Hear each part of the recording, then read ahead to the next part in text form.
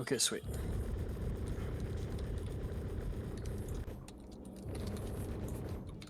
Good, good. Okay, sweet.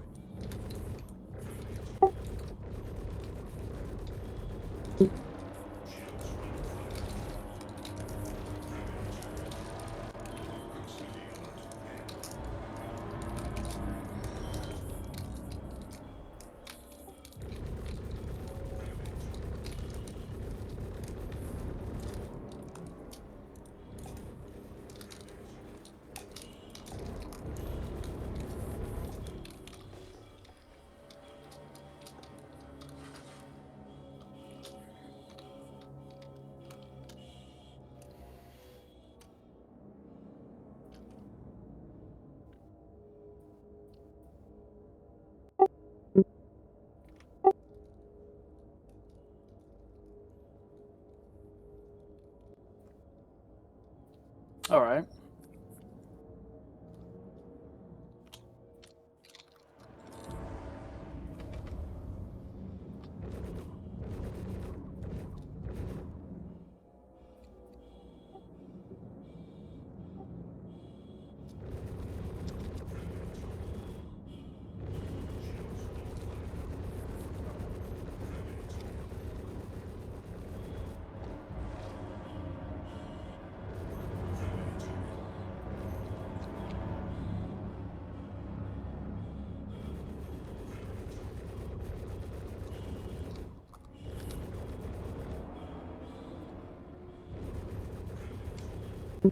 So, way back in the day, way back in the day, I used to be called Honey Badger 5000. I used to play a lot of Halo back when I was a kid. Halo Reach was one of the biggest ones growing up when I was in like third grade. I was playing Halo CE when it first came out.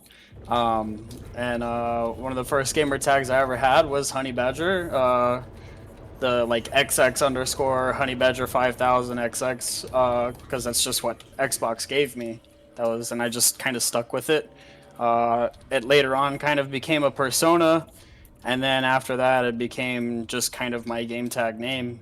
There's no real special name behind it, other than, like, I'm pretty sure anybody that knows any kind of gamer that's named Badger, it's kind of a popular gamer tag name, so to speak.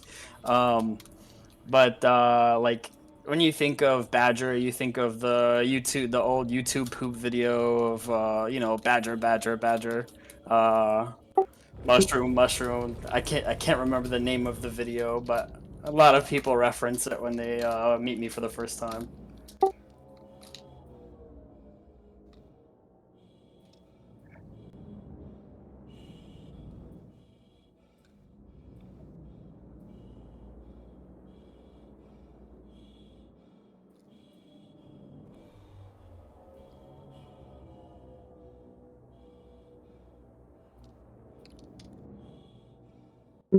Hmm, that's a good one. I would say if my ship had a catchphrase, it would be "Bring me more."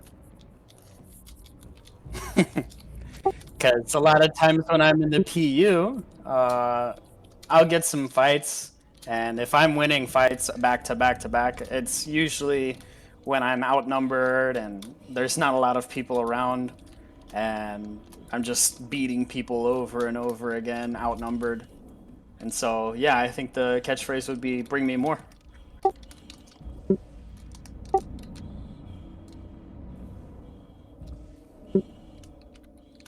Extremely aggressive. I still cling to the old ways of fighting, the old flight model, where being aggressive was rewarded. So I would consider my fight style very aggressive. I like to get in people's faces, but that's not without some change. I think lately with master modes, I've been kind of teaching myself to learn to fly somewhat more defensive, or just defensive enough to where I can get by on the fight or prolong the fight in areas that are necessary. Because just being aggressive in this current fight model, it doesn't win fights.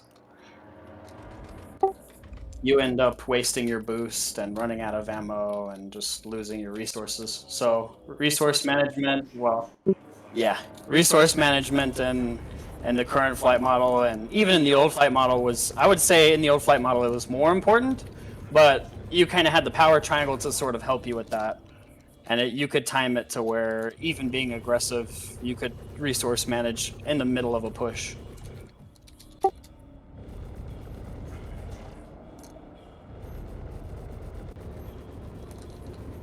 Yeah. Or if you're just not always on boost, yeah.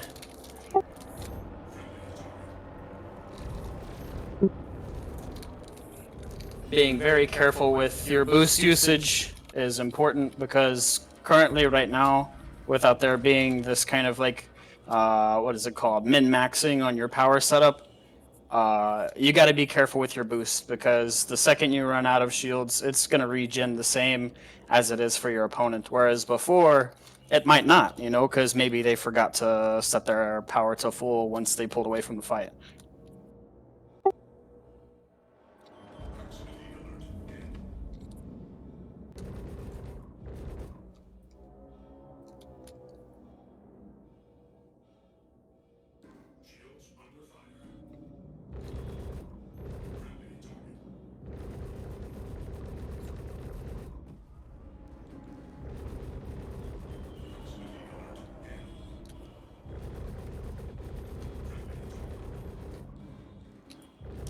Ah, man.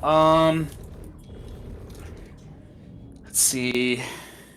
Either no, because in Halo CE I didn't have multiplayer because I was a kid and Xbox Live was expensive for my parents. Uh, I would say it would have to have been COD, like the old like front lines and like World at War when they first came out with the zombies map, and I think Black Ops One. Those were really kind of like my first PvP games where I was going up against other players. But I would say my first PvP crush would have to have been.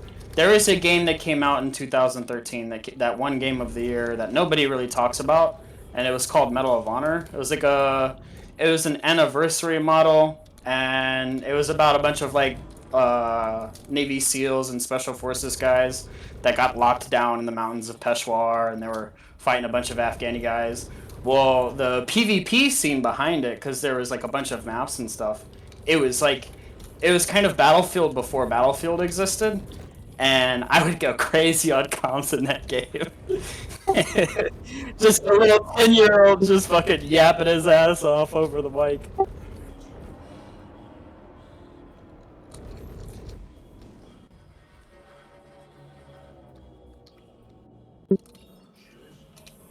Yeah, I mean, I would consider myself one of those OG gamers that played like fucking Halo CE, Halo Reach back when it first came out. Uh, Actually, you know what? I'm gonna change my answer. I think my favorite PvP crush would have to have been Titanfall 2. Because that was when they like revolutionized movement. Like you could run on walls, you could do these slides and stuff. Like that was really like a revolutionary PvP game at the time. And that kind of developed a PvP fight style, so to speak, for me. Because like I've always been the guy that's been like super fast and hard to hit, and I think that translates to sort of my PvP fight style and Star Citizen. The untouchable, yeah, the untouchable fight style. Like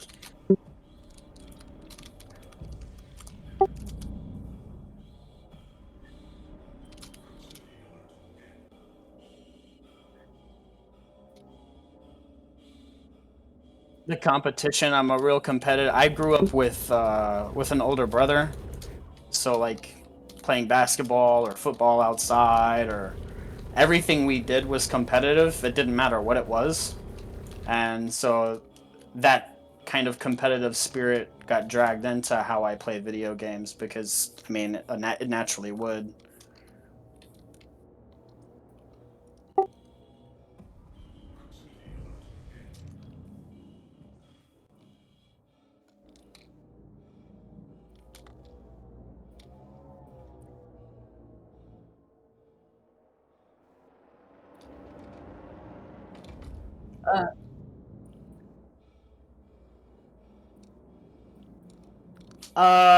Well, Titanfall was really just like what I would call my PvP crush. Uh, that's just where PvP for me. That's where like I would get off of school, and the very first thing I would do was boot it up Titanfall 2 and just play it until I had to go do homework or get ready for bed or whatever. But when I was a kid, Titanfall 2 was definitely the smash. No, no, no. I had a bunch of other games on the internet, like for PvP, but I would say my first PvP crush would have to be Titanfall, just because I got really good at that game. I've definitely fallen off in skill now because I don't play it as much, but yeah, yeah, absolutely. The way I fight is influenced by how I used to fight in Titanfall too. Uh, Now, I mean, in terms of like competitive PvP, most of my competitive background for PvP would have to be in COD, because like I was in the whole like competitive PvP scene back when I was a kid, doing like esports tournaments with MagFed and fighting against FaZe and people like that. Like that's where all of that really started.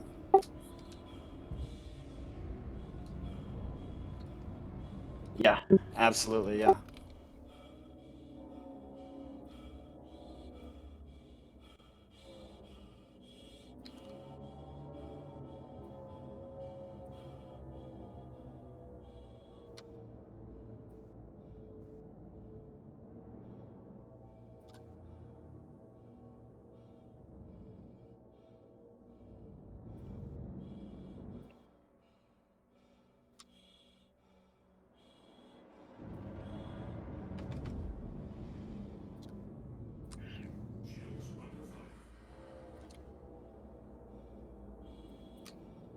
So I'll give you a little bit of insider knowledge. I was not like my family was in a very shitty position when I was born.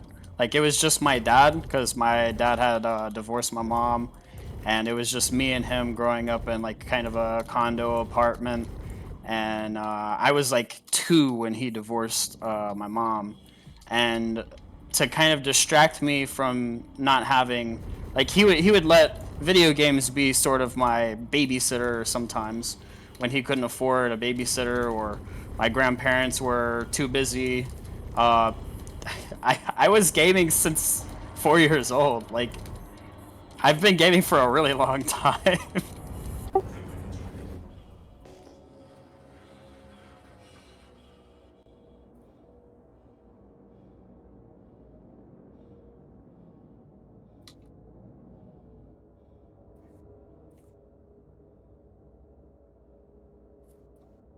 I used to play a lot of like when I was a really really little kid. I used to play a lot of like motocross and like racing games. Like what was it, Gran Turismo?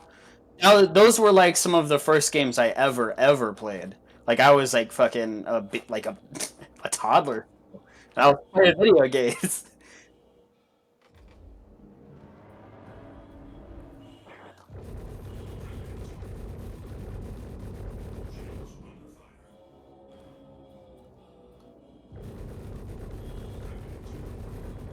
Absolutely.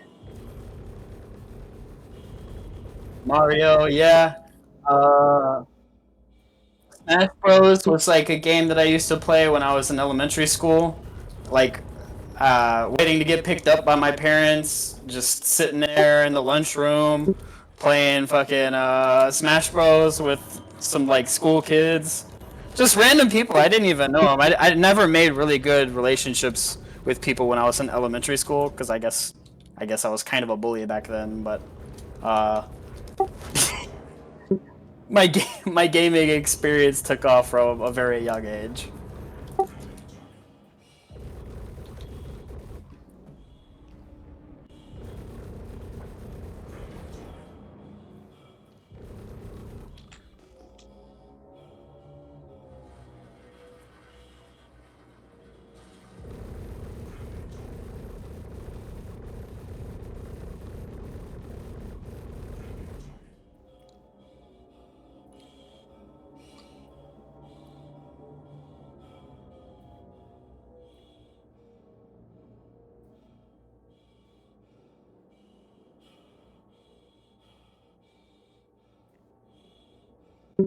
For me, my first experience to Star Citizen wasn't the game itself.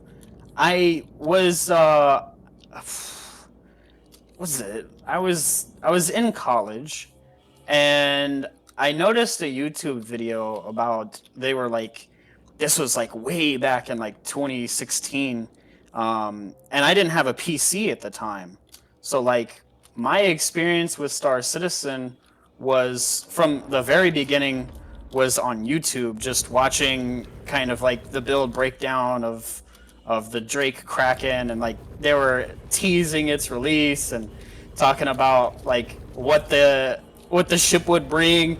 And then I found out that it was a video game because at the time I thought it was just like a sci-fi lore video. You know what I mean? I never thought that such a game could exist. And then when I realized it was a video game and something that you could actually play, I was super intrigued. But at the time, I didn't have the money for a PC. And I grew up in a poor household, so if I wanted a PC that was capable of running a game this big, I had to come up with the money on my own. And it wasn't until I would say probably 2022 was 2018 was when I first got the PC, and then I was like, playing other games, and then thinking about getting Star Citizen, and wondering if my computer could run it, and like swapping out like hard drives, and I didn't become like a super PC nerd. Like I'm not really, I would say computer literate, but uh, my first experience in Star Citizen, well, not in Star Citizen, but towards getting into Star Citizen, was me just focusing on buying the computer to run it, and then just watching a bunch of YouTube videos. Like, I never knew about Avenger 1, I never knew about the PvP videos. I just watched a lot of the like build breakdowns and architecture breakdowns of ships and stuff, because I was just kind of awe-inspired by that, and like the wow factor that Star Citizen very easily brings to a player when you first experience it for the first time, and you're like, wow, this is like really like an actual universe that's just been gamified. And it's a super ambitious project, and that's what kind of brought me onto it, because I didn't think something like this was I've always wanted something like this to exist, because I knew that it was somewhat possible, but I didn't know it was feasible with our current technology. And to be fair, it still isn't, but it's getting there for sure.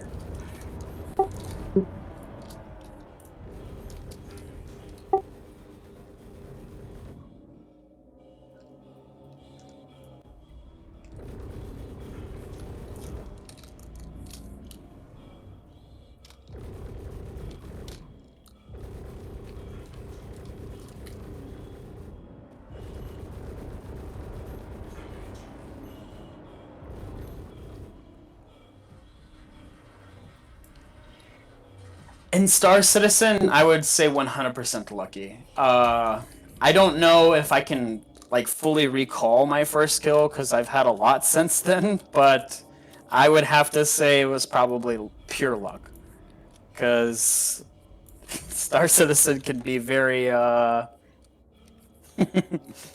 very skill based, and when you're brand new to the game and you don't really know everything or all of the working mechanics, it can be really difficult to uh, get a kill for sure, especially on a pole.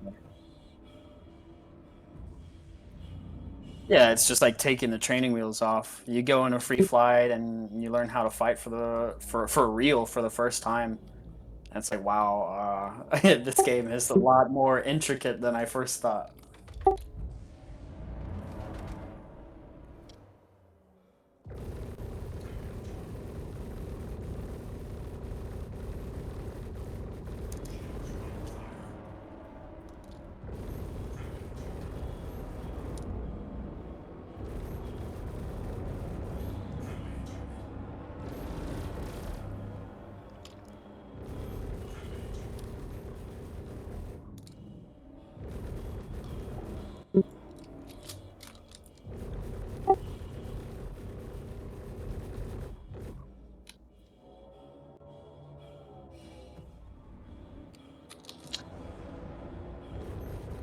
I would say certainly the When I first started out, I mean, I've been a PvPer through and through.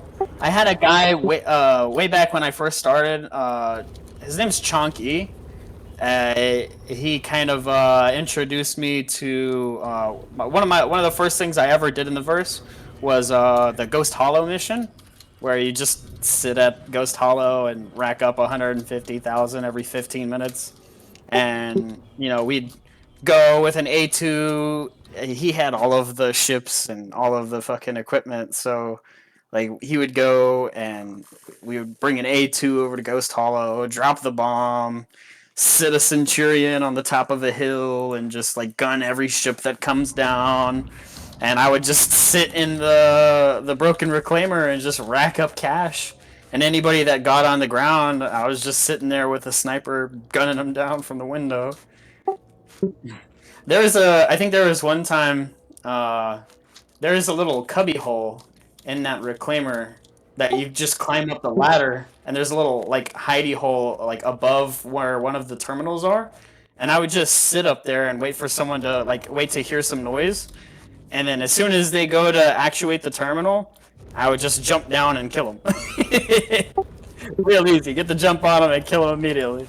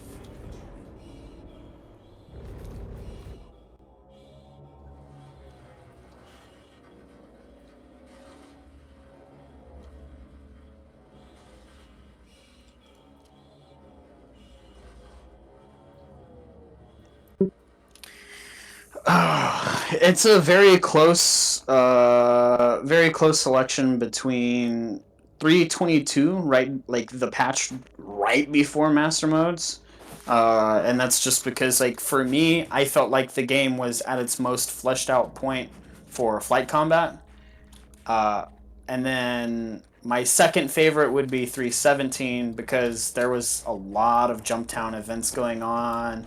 You had the F8 Platinum Ticket event that I was doing with Ramming Department at the time. And we would go out and we would fight Shadow Moses and Avenger 1 in his F8. And it was just awesome to be part of that because I think that was really the first time I was on a YouTube video killing somebody else. And that felt really good. That felt really good for me.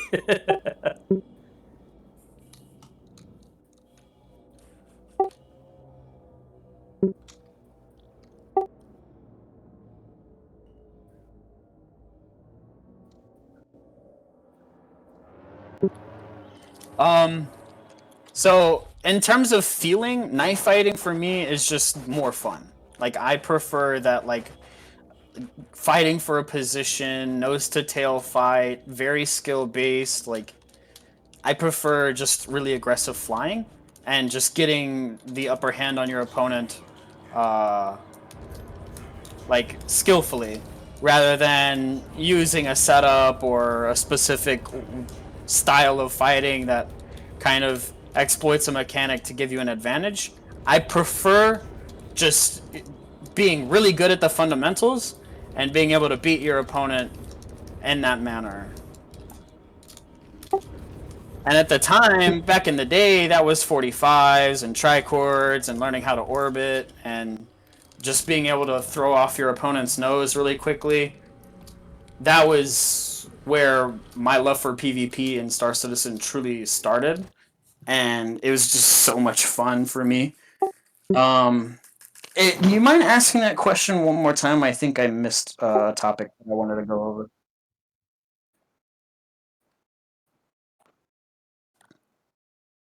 Okay, so I personally recommend everybody start off like if you're wanting to get good at PvP, if you're genuinely serious and have the attitude like I'm tired of dying into PU, I want to get good. I I'm tired of just getting absolutely bodied. I would get you a Gladius, and everybody. There's a lot of people that are like, "Oh yeah, I go grab the meta ship." No, I just recommend getting a Gladius because it is a basic fighter that is capable of doing anything based on your skill level. So it's going to be really good at giving you the ability to gauge your skill in the game because it can't take a lot of hits. It's a light fighter. It can take a little bit more hits than the arrow for sure, but it's a light fighter, so you're going to get punished for any kind of mess up you make. And it doesn't apply a massive amount of damage, but it applies enough damage to get the job done if you're consistent. And I just there's a lot of like ways of doing it. Me personally, I use snow blinds for coolers, JS300s right now for power plant. You can switch this out if you can't find a JS300 in the universe. I recommend like either a Lumacore or sometimes I'll use a stealth power plant if I'm wanting to lower my signature. Um, I just use the JS300s. You can use where is it?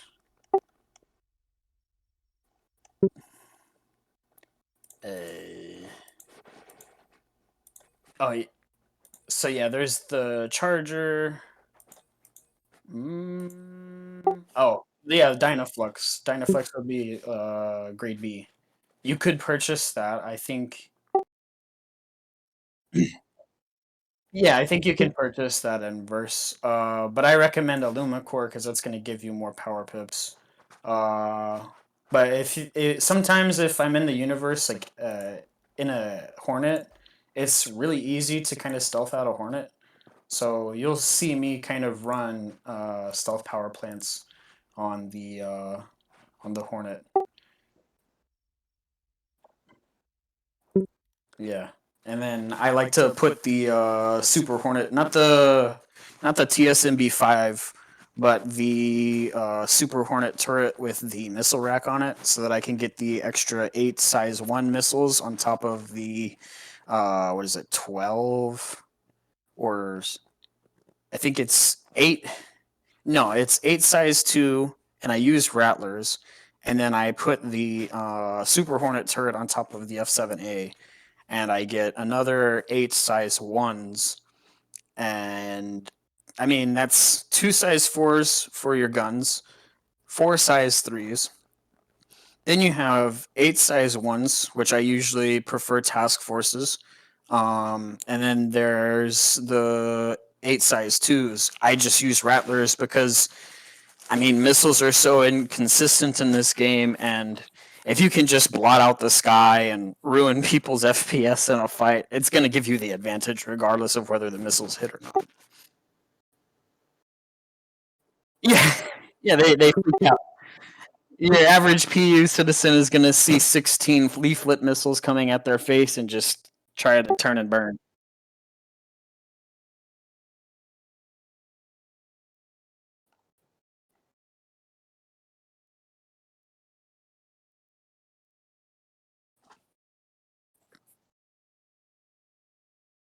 If you don't mind, I have to step away for 2 seconds. I will be right back.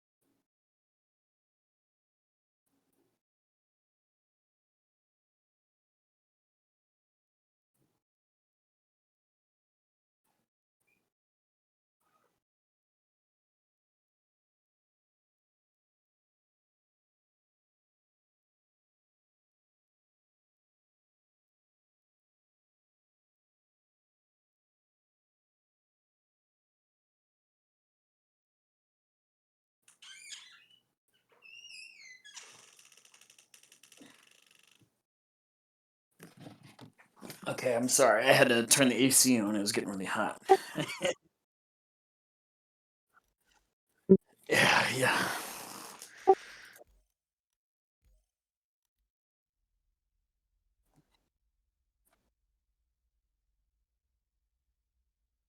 One thing.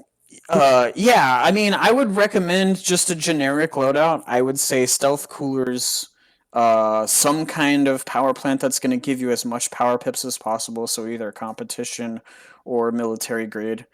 And then generically, I would use industrial shields for now. It used to be competition shields because those had the most shield HP. But now it's industrial. They have the most shield HP. And then one thing I've been testing, I wouldn't say this is best for a generic loadout, but I was talking to you earlier, Swayze, but I want to kind of make it public. Uh, if you want, you can play around with using some of the military shield components. And the reason being is because the military shield components regen faster. So, here, let me see if I can show you. Am I sharing my full screen correct? Okay, so here, let's see. We'll go to.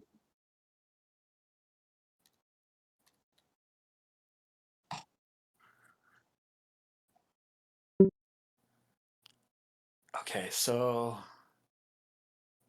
I'm gonna just load up Urkel, and then we'll go for. So yeah, we've got a Gladius here. I'm gonna throw. I would recommend if you've got a Gladius and you're running this setup, make one of your coolers empty because it actually you get more benefit out of losing a cooler instead of having both. And some people will be like, "Oh, well, why don't you just turn it off?" Well, turning it off still gives you more signature than you would if you just didn't have it installed. And from what I've been noticing, CIG is wanting to build the game to where less weight on your airframe is going to give you more maneuverability. And as someone who likes to knife fight, that is something that I value highly. So being able to drop a cooler, being able to go down and wait on missiles. So I mean, probably in the future, I might end up dropping a couple of missile racks in favor of the maneuverability. Um, but right now, running one cooler is best because not only does it drop your signature, but it also like you don't that's less time you spend on turning off a cooler, scrolling in your MFDs and putting up your power pips. Like you just push F5, F6, F7 and until so for me, I'm on mouse and keyboard, right? So the default setting for increasing your power pips is F5, F6, F7. So F5 is your weapons, F6 is your thruster input, and then F7 is your shields, and then you push F8 to basically reset it. Um, and with that cooler missing, all you have to do is just mash those three buttons a couple of times, and then boom, you've got full power to all of your systems. And that's extremely important because that increases on weapons. That increases your capacitor amount, so it increases the amount of bullets you can shoot per magazine. And then on boost, that gives you more, not more boost to use, but more, I guess, more thruster input per boost usage. I don't know the intricacies on boost right now. It's kind of up in the air at the moment. But for shields, it 100% increases your shield HP capacity when you give it more power. So if you're in a fight and you don't have these power pips set to maximum, you're decreasing your capability of damage output. So for example, here on Urkel, I can decrease my power to weapons, and that decreases my DPS down from what is it right now 873 DPS on sustained DPS. Of course, burst DPS would be 1600, but sustained DPS is 873. If I decrease that down to one, it cuts my DPS in half. So that's a huge deal. Um, yeah, I mean, and just simplifying it by simply getting rid of one of your coolers is fantastic.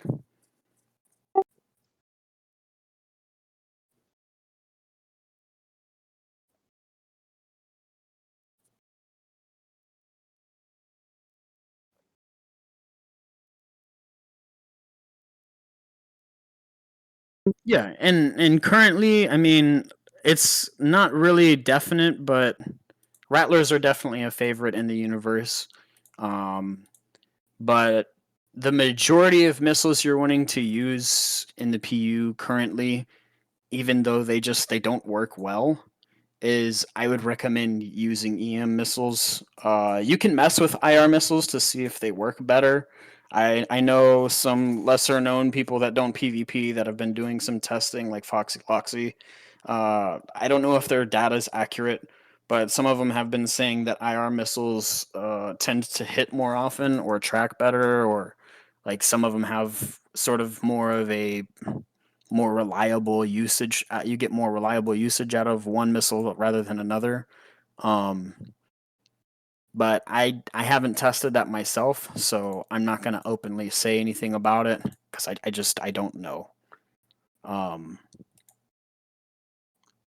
but I would definitely encourage everyone if you're wanting to PvP, do some testing of your own because you need your own hard data, regardless of what other people say. Because like I just from gaming in general, I'm 100% aware that a lot of people tend to gravitate towards tutorials and like YouTube videos of how to get the most out of your gaming experience as quickly as possible, but then they don't perform the hard data themselves, the research themselves to actually figure out if something has changed or not. Because a lot of times, some of these videos are outdated, and they don't even know because they're not doing the testing themselves. And of course, that comes with experience in playing the game. But if you're new, I definitely recommend just throw on some industrial shields, throw on a military power plant if you can, and then one stealth cooler, uh, if possible. That's yeah.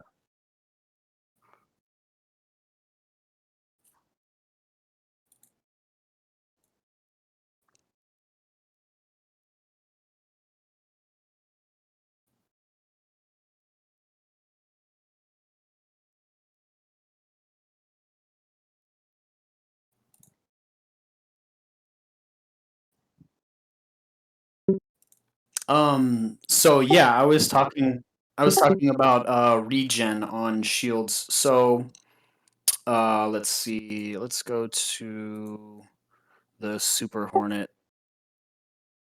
You can put two industrial shields and one military. If you look here, so uh, where is it? So on the FR66, the maximum shield pool is 1800. Well, 1850.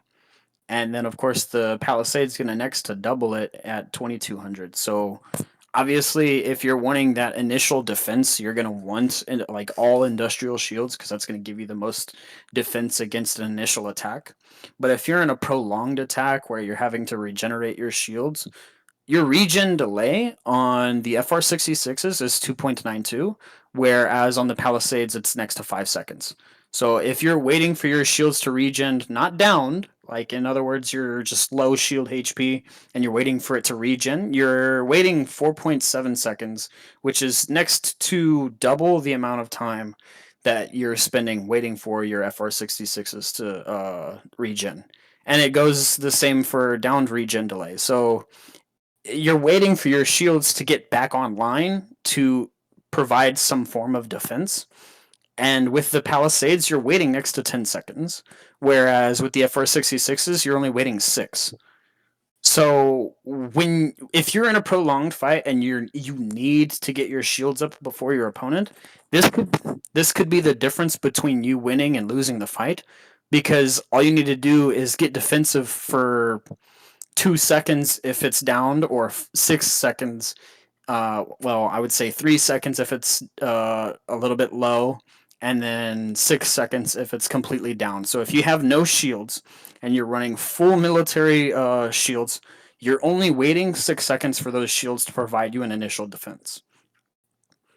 And the great part about this is your regen health on the FR66 is I mean, it's only 128. Um, but that's 128 shield health that you have that's cut in half in terms of time. So you have 128 per shield of extra defense. So that's potentially on the F7 Heartseeker, that would be around 400 shield health.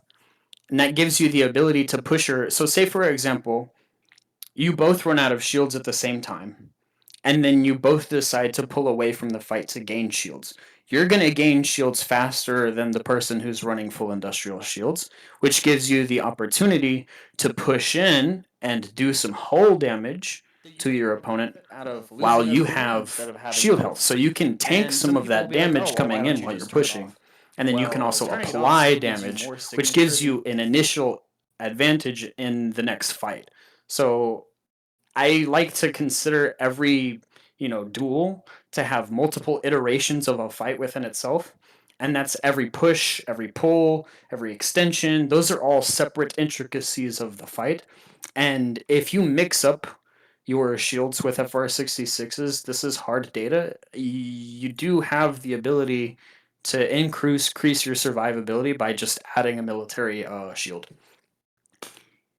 And I've gotten some practice with it. It does work, but you have to fly extremely defensively because you're relying on your ability to get the shield advantage on your opponent, and this forces you to have to run for shields every time your shields get downed. Not every time, but in a scenario where you might gain the advantage.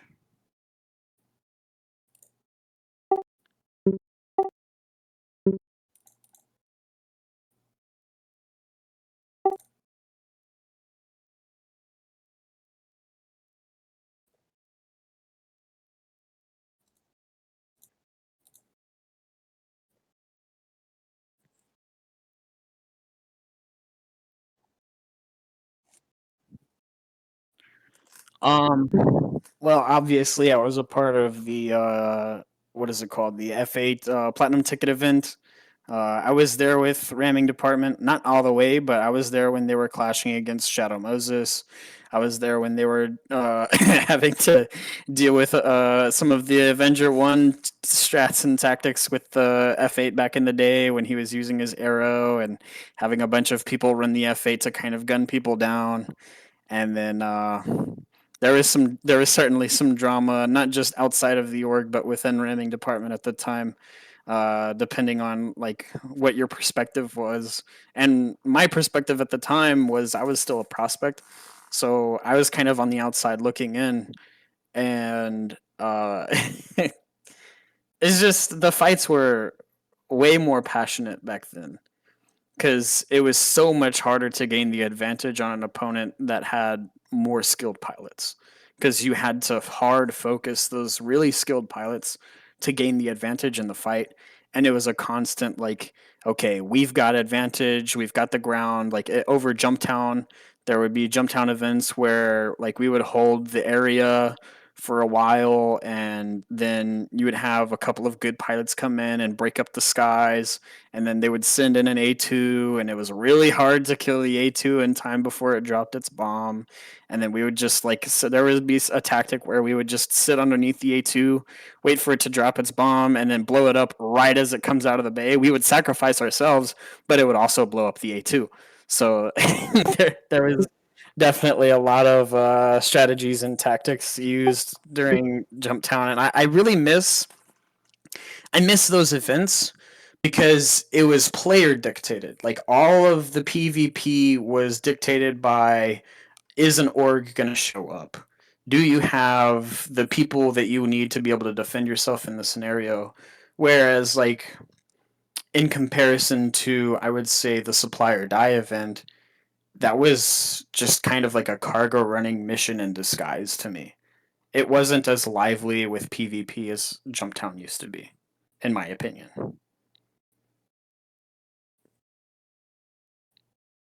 But yeah, just to answer your question, yeah, I would say Jumptown and the FA Platinum Ticket event, because those were events that had like real consequences if you lost.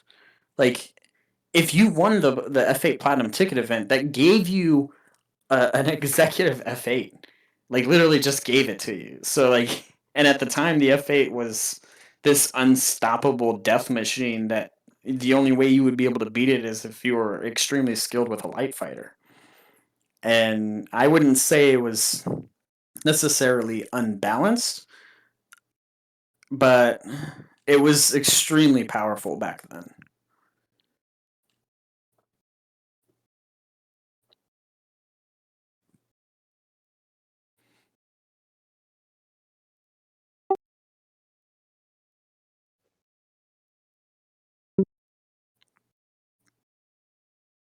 Yeah.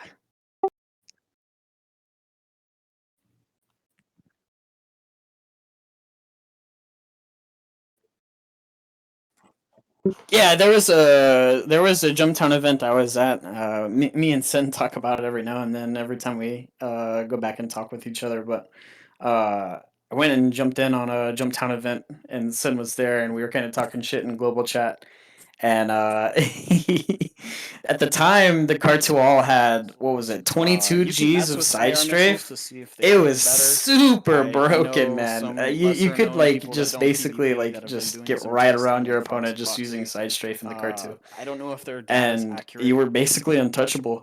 If you just spammed the left and right strafe, you could not be hit. And then you throw that in with like a pilot that knows how to use tricording and corkscrews But and some S of them have been saying turns that and IR being able to missiles knife fight, tend dude. to hit more That ship often or was track better, or unfucking like some stoppable. of them have I mean, it sort was of literally more an of a untouchable ship for a very short period of time.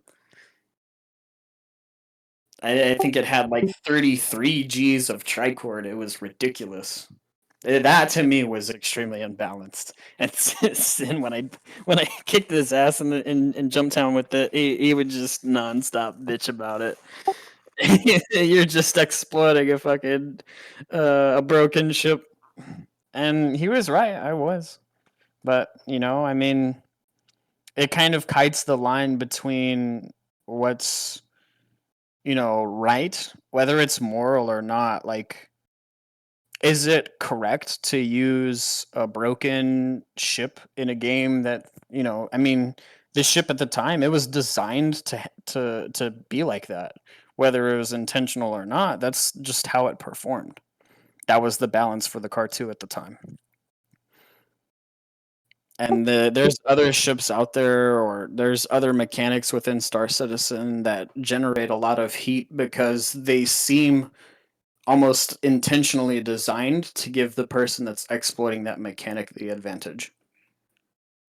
So it does. There's systems like that, like back in not back in the day, but there when the Firebird first came out, there was there was a lot of kind of hate for the ship because, and it's well earned.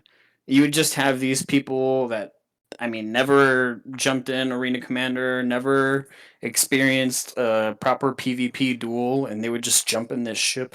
They would load up 6 EM missiles and launch them at you. And at the time when they first introduced it, like, you had this very small indicator for missiles, and you had no audible warning whatsoever. So if you weren't paying attention to that small red dot on your screen and you didn't have your flares stacked, you were dead. You were fucking dead. And if you're in the middle of a duel or a fight and that F8 comes in on you and surprises you with 6 missiles, I mean, there's nothing you can do about it because there's no way you at the time there was no way to really tell you were being missiled, and then you throw desync into that where even now if you're getting hit up by a missile, there's a lot of times where I'll have like I'll be in a Gladius that can be fully masked by just 3 or 4 flares, and I'll just hit my 4 flare drop. I'll drop 4 flares. I'll move out of the way of the missile, and then the missile is still tracking, and it's right then and there. I know it's a desynced missile.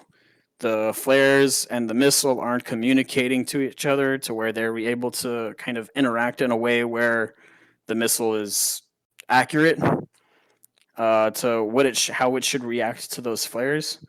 and they beam you. There's a lot of times where I've been hit by missiles when I shouldn't have, and yeah.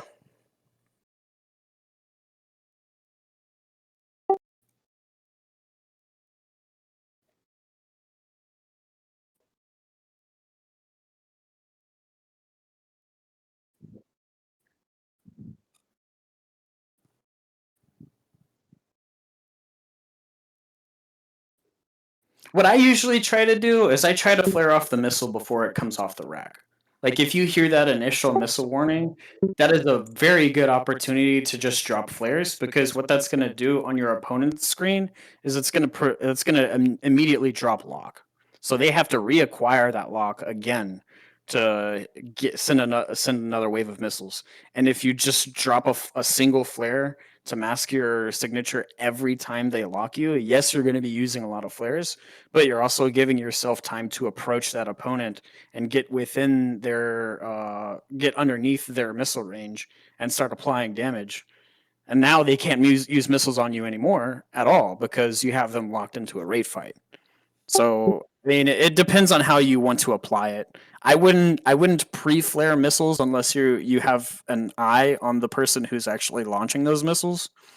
Um, Simply because you're just wasting missiles at that point, and your opponent's not going to launch a missile without it being locked. You know what I mean? So if you pre-flare those missiles, you're just wasting your flares in a situation where they might be able to spam you later.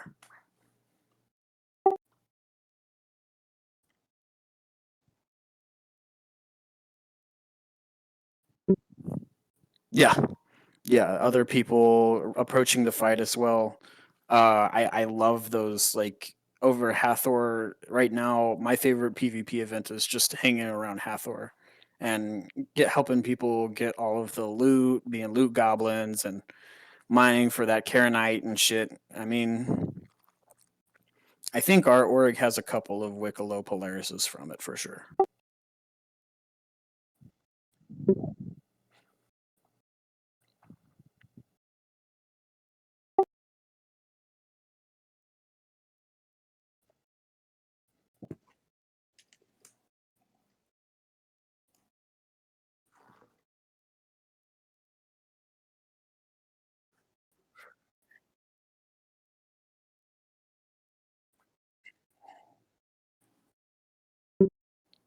Ah man, I have I drop a lot of different ships here and there.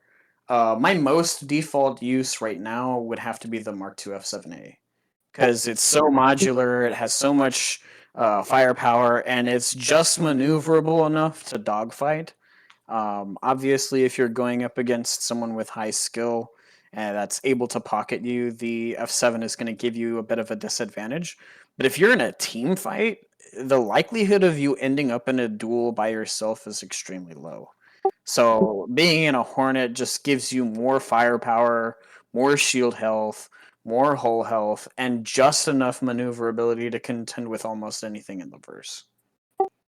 Aside from, of course, capital ships, but I mean, yeah, if you're in a dogfight, my default go-to grab is the F7A.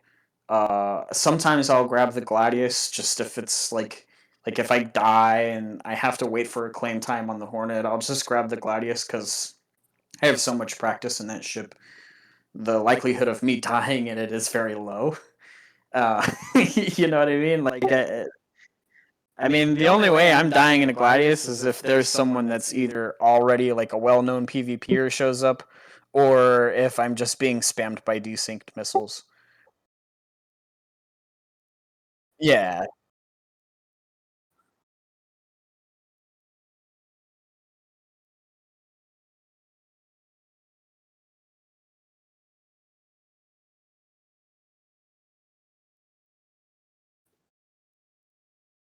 but one ship that I have been wanting. I do a lot of org gameplay, so like a lot of my ships I use are fighters. because I'm just a supporting role most of the time. Like I'm just in the sky doing PvP, fucking people up and shit, while everybody else is doing all the hard groundwork.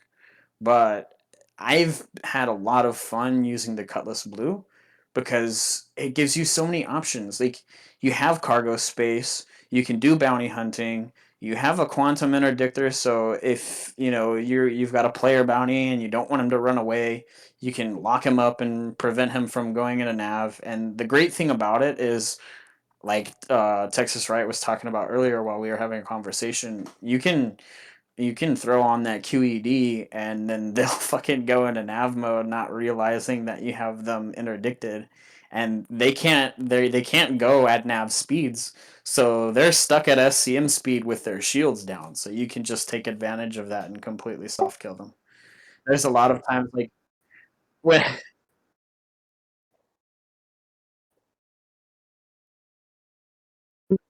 yeah, I have so on my Cutlass Blue, I'm using light strikes on the manned guns, and then if I have somebody with me, I have XJ3s on the turret.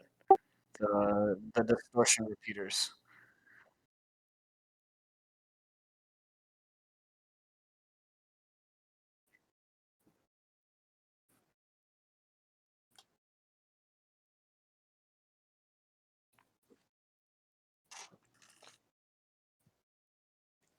Right now, right now light strikes are balanced where they have the same velocity as CF repeaters. The only reason that most PvPers aren't using cannons just in general is because of the capacitor. I think if CIG sees this video, my message to them about weapon balancing, in particular towards cannons, would be increase the capacitor. Not by a lot, but by an effective amount. Instead of 10 rounds, I should have 20. I mean, not 20, but I would say like 15. Let's meet in the middle. Some of them only have 10 rounds. It's dependent on your power pips and how your ship's set up, but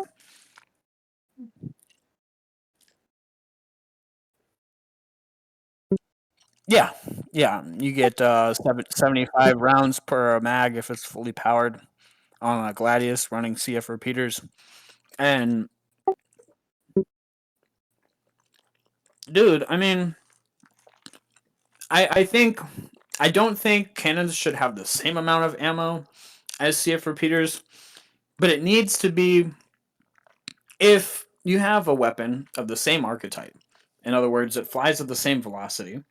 Well, I wouldn't say same archetype, but if you have two weapons, say a CF repeater and a light strike cannon, they both fly at the same speed.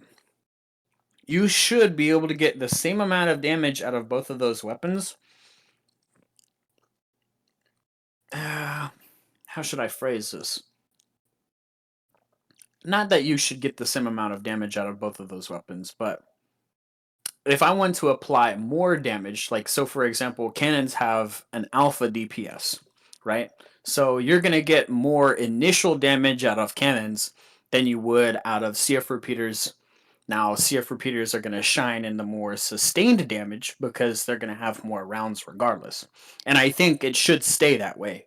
I think repeaters overall should have way more ammo than most any other weapon in the game because they do next to the least amount of damage in the game. And that to me makes sense. If you can apply more of that damage over a spread out period of time, then you're going to be more consistent with your fights. But if you're running something like a Buccaneer where you've got boom and zoom, I would really like to see cannon builds on Buccaneers or interceptor tuning vehicles where you're coming in for a fight and you should be able to, I wouldn't say one pass, but you should have the ability to apply not only shield damage but a lot of hull damage on that first pass. And that would make, to me, that would make interceptor tuned vehicles even more powerful. And I mean, they're really strong right now, but that's because they're just fast. You can't attack them. But I think there needs to be a balance between how the ships fly and how much damage they can output. There needs to be some kind of it doesn't feel fully fleshed out in terms of balance between all of the ships and their archetypes and all of their weapon inputs, and it feels like the numbers are off. It feels like maybe they didn't have enough accurate data to kind of tune the weapons the way that they should be. Um, but I think if they increase the capacitor amount on cannons, you'll see more usage out of cannons for sure. Right now, people aren't wanting to use them simply because you can't apply enough damage. You can apply alpha damage with cannons, but you can't get enough shots on to actually kill your opponent. If I sit, if I have a stationary Gladius in front of me, and I dump a full mag into that Gladius with the CF repeaters from my Gladius, I can kill that Gladius in one mag, or I can at least red hull it. If I do that with light strike cannons, I'm not going to blow the ship up. It's not going to happen. I might get the shields down. I might apply a decent amount of hull health, but I'm not doing as much damage as I would with the CF repeaters.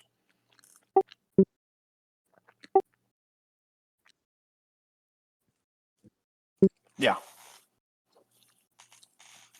And the thing about it is, yes, the FL cannons and the light strikes fly at the same speed as the CF repeaters, but they don't fire as fast. So not only do you have to account for a lower weapon capacity, but you also have to account for fire rate. So sure, the cannons have a higher alpha, but you're only applying half as much projectile damage as you would with the CF repeater. Like you might get 20 rounds on target with the CF repeater as opposed to maybe 5 or 6 rounds on target with the cannon. Mm-hmm. Yeah. And this gives the pilot with the repeaters more ability to be evasive because they can spread their shots out over a larger area as opposed to, taking pox shots with your cannons.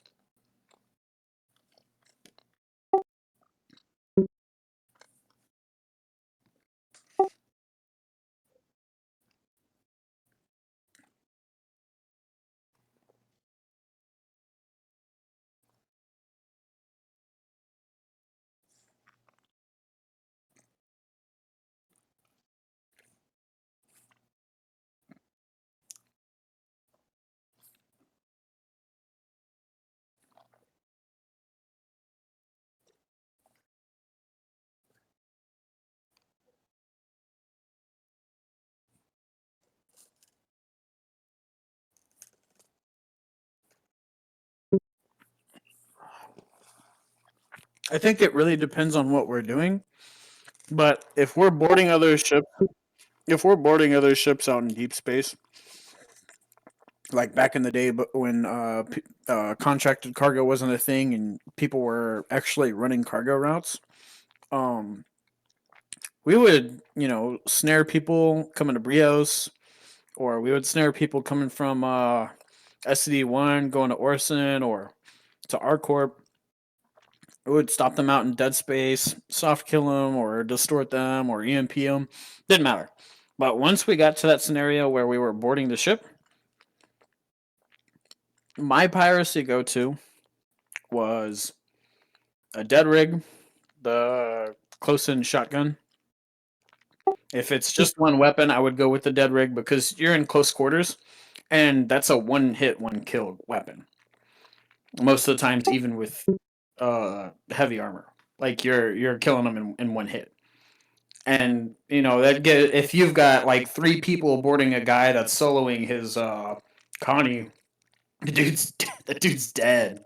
There's no way he's surviving that scenario because you got 3 of us running shotguns, and we're just gonna barrel into your hallway as you try and defend your pilot's cabin, and we're just gonna light you up with grenades. I think back in the day when grenade launchers were really strong, we would kind of get into that corridor. We would load up through the cargo bay, and then actually go all the way through the hallway, and then we would just pop open the door to the pilot's cabin, dump a whole mag of the grenade launcher, and then we would have two people go in with dead rigs.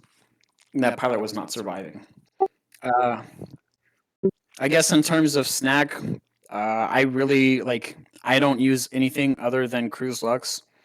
I just have just whatever is most available. It's usually the yellow one. I just pick them up off the ground. I pick up 2 bottles off the ground, and if they're empty, uh, here I'll show you what I mean. So there is a very old glitch, and I hate to say this, but it's a quality of life improvement on me, where I'm not wasting money on things that I don't need to waste money on.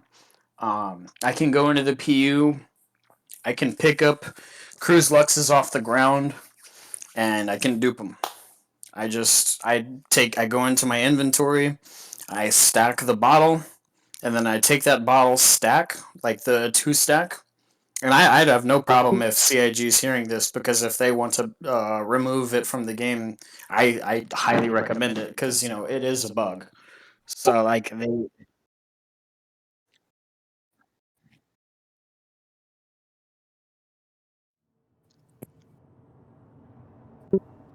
here I'll show you. I think I have it. So uh here let's see. So yeah, you see this Cruise Lux on the ground? I'm gonna just pick up this Cruise Lux. Let's see. They still have a UI problem. It's fine.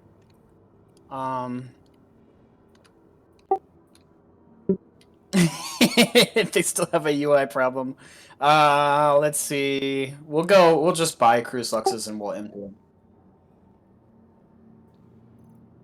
The UI is an issue, man. It's such a problem. I don't understand how it's such an issue, but okay, yeah. So you see all these empty bottles? So I'll just throw one in here. So every single one of these is empty, right?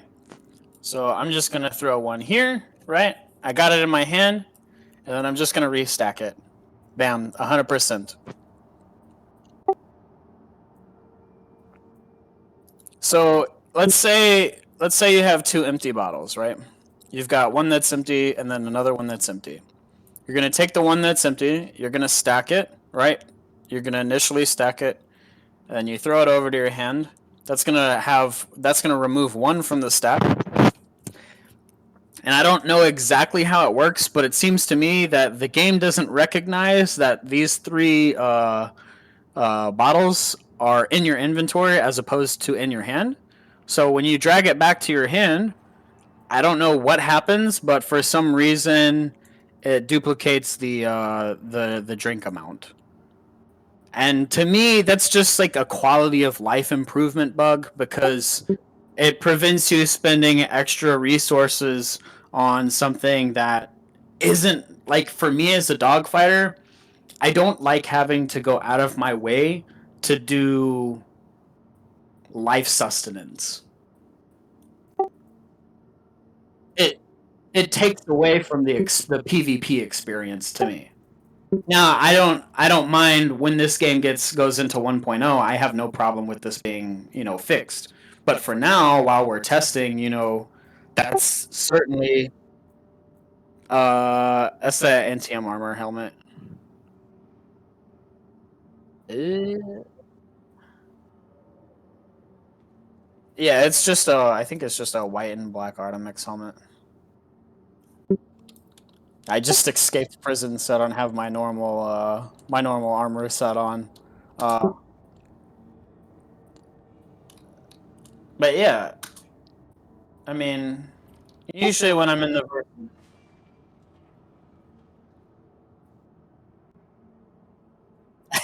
yeah, absolutely, absolutely, absolutely, yeah.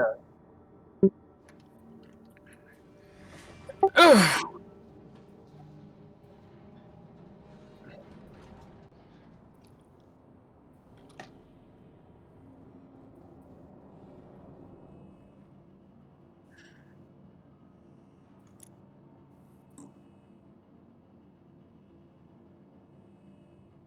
would say OLP right now. I would say OLPs and exec hangers because I love the deep space asteroid combat that exec hangers have, but then I also like the diverse battlefield that Hathor potentially has. For example, I mean, I don't know why, but for some reason nobody really exploits the ground combat game. And that could just be because ground vehicles aren't balanced in a way where they can be effective in a fight. I think CIG is kind of teetered back and forth between ground vehicles being absolutely busted and broken, and like if you've got a ground vehicle on the ground, it's next to impossible to even approach an objective as an opposing team, or they balance it to where the ground vehicle, like the ballista, used to be really, really cracked.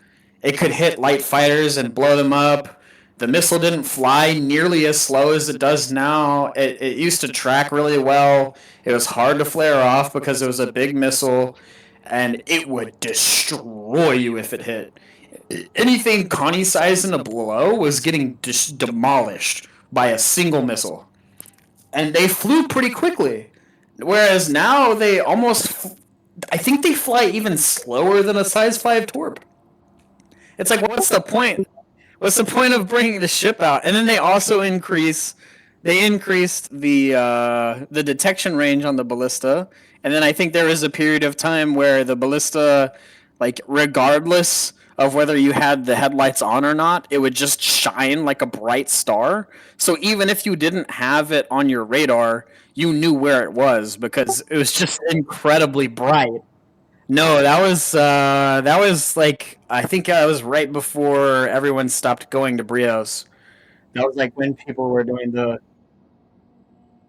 reclaimer light. I think that's only because like the reclaimer is really bright with it on. Like a dude, that thing's just, it's like the size of a fucking white dwarf star.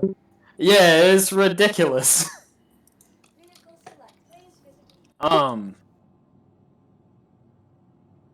but like back in the day, the ballista was super visible, and like you used to be able to hide in that thing and just like sit at Ghost Hollow and just prevent anyone from getting in just with one ballista. And then it got to a point where like we would have to have overlapping zones of fire with the ballista. You could still make it work, but you had to have like multiple ballistas to make it work.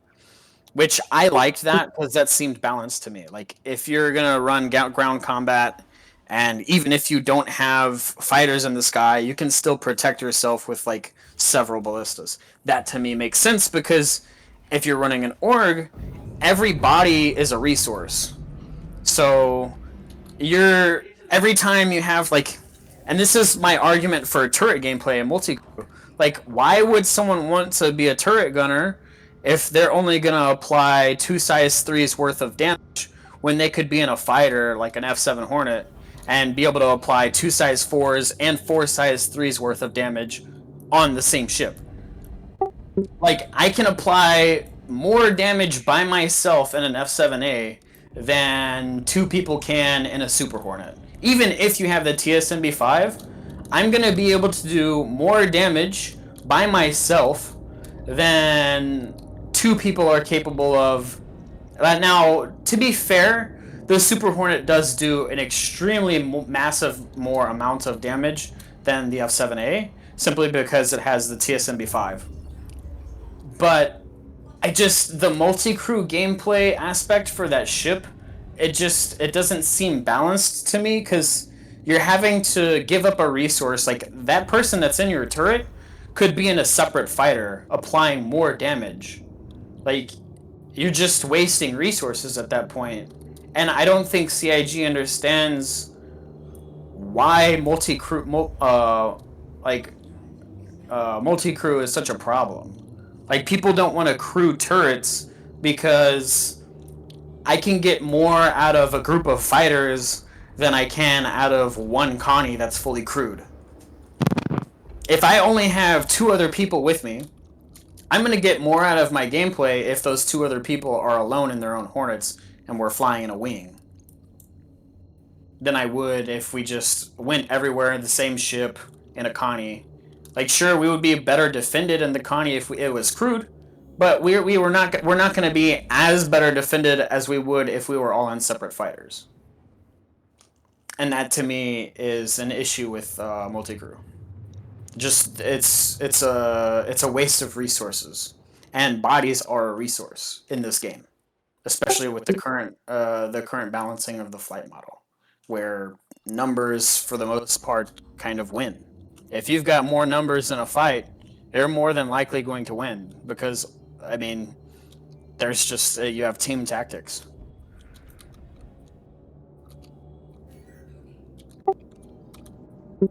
Not indefinitely. I mean, I've certainly, like, me and Lone Wolf have proved that you can 1vx still, but the opponents you're going up against have to be so much lower skilled for that to happen.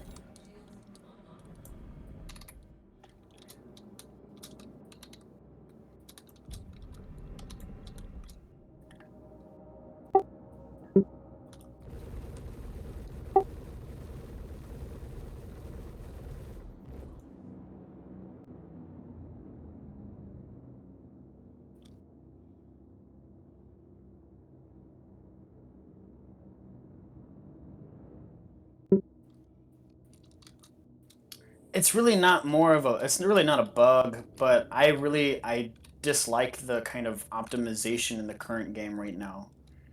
Because like I was saying earlier with missiles, they become impossible to flare off if you're in a zone of desync, which in the PU currently is extremely often.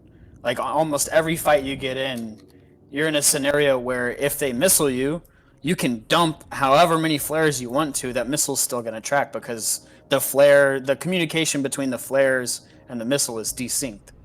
It's like you dropping the flare and them launching the missile is not synced up to where those 2 things are communicating with each other. So the missile sees you, it's launching at you, it's going to apply its damage regardless of whether you flared or not, because the missile doesn't see the flare. Because to the missile, you never dropped a flare ever.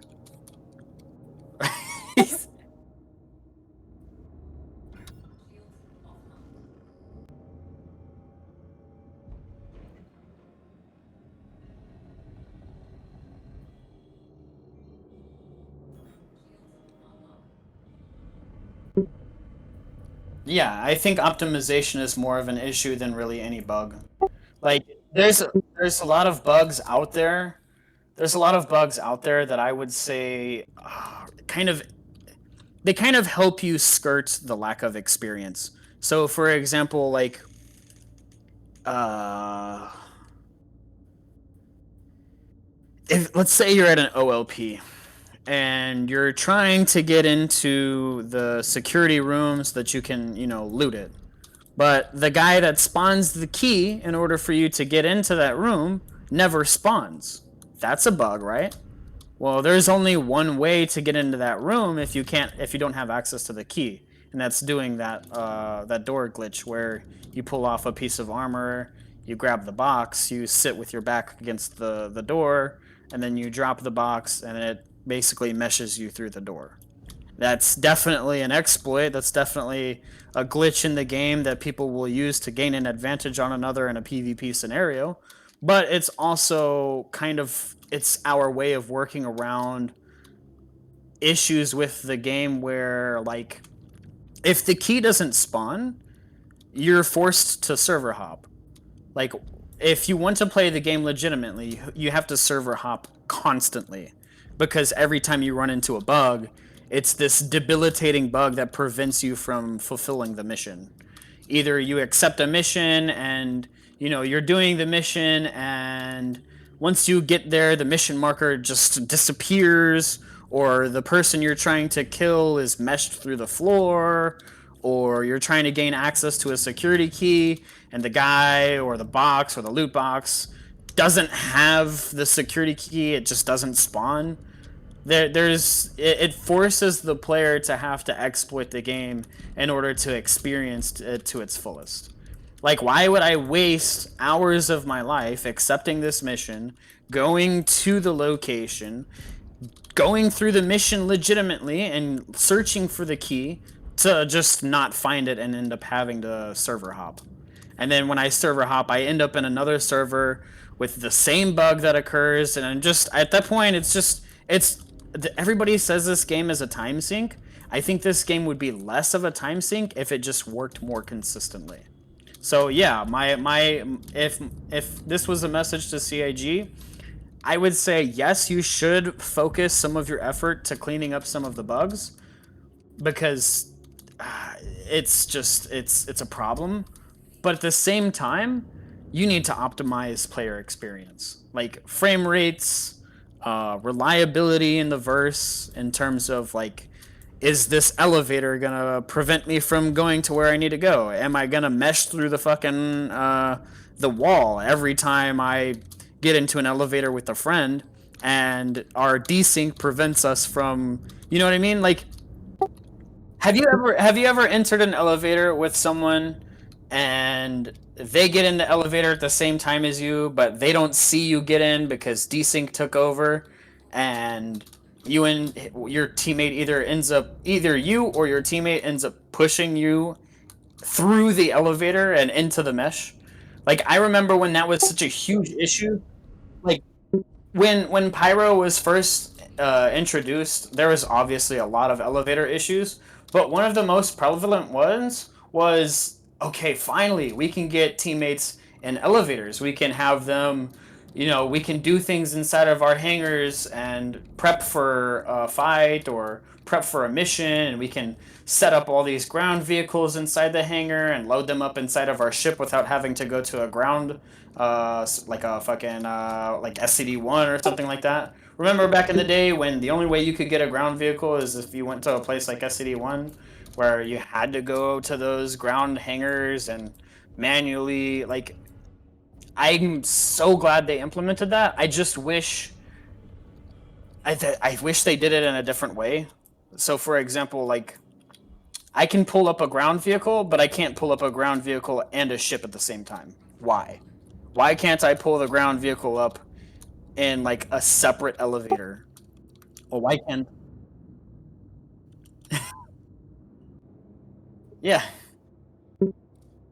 I know that's probably something they're wanting to work on. Like, eventually, I would, my hope is that they are already aware of that, and they want to give, yeah, or just like, imagine if your hangar was modular and you could go into kind of like like a terminal screen, and you could configure what ships you wanted on the hangar pad, and then you could bring that hangar pad up with all of the ships and ground vehicles on that pad as long as they fit within the terminal screen.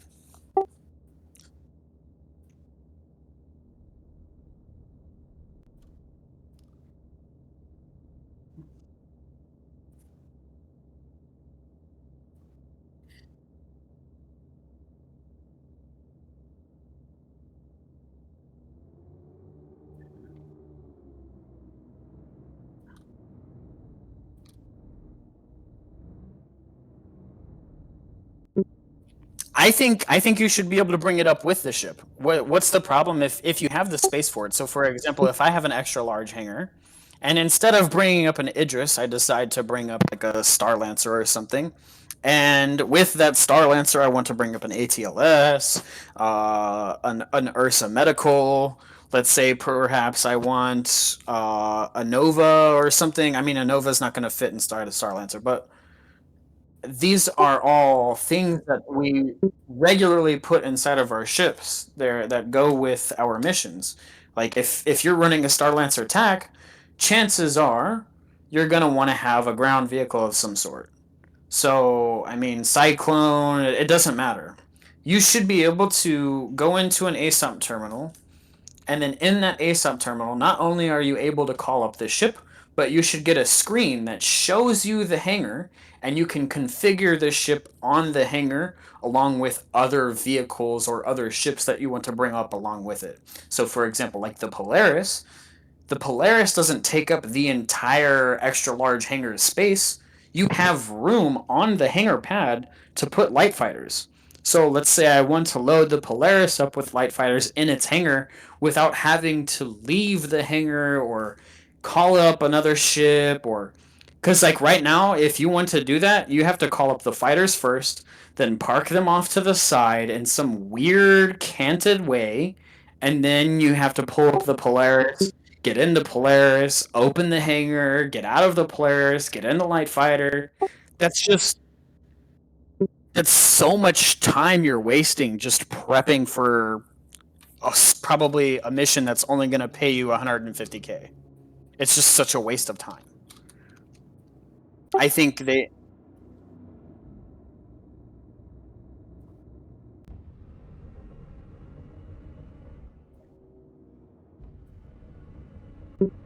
Yeah, and then if you end up encountering those bugs before you're able to even get into some actual gameplay, it just discourages a lot of players from even wanting to play the game entirely. I've seen a lot of people leave the game because of this fact.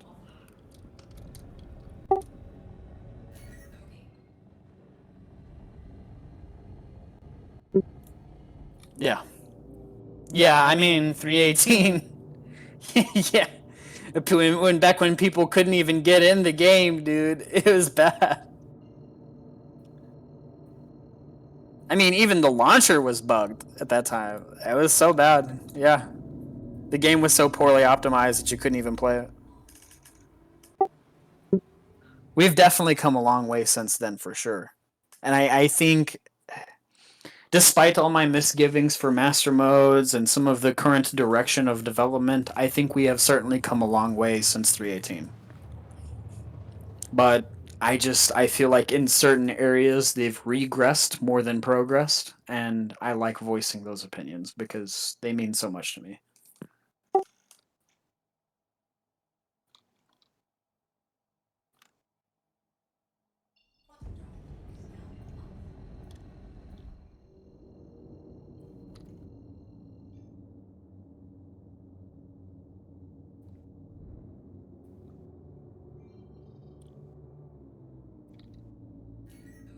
Absolutely, yeah.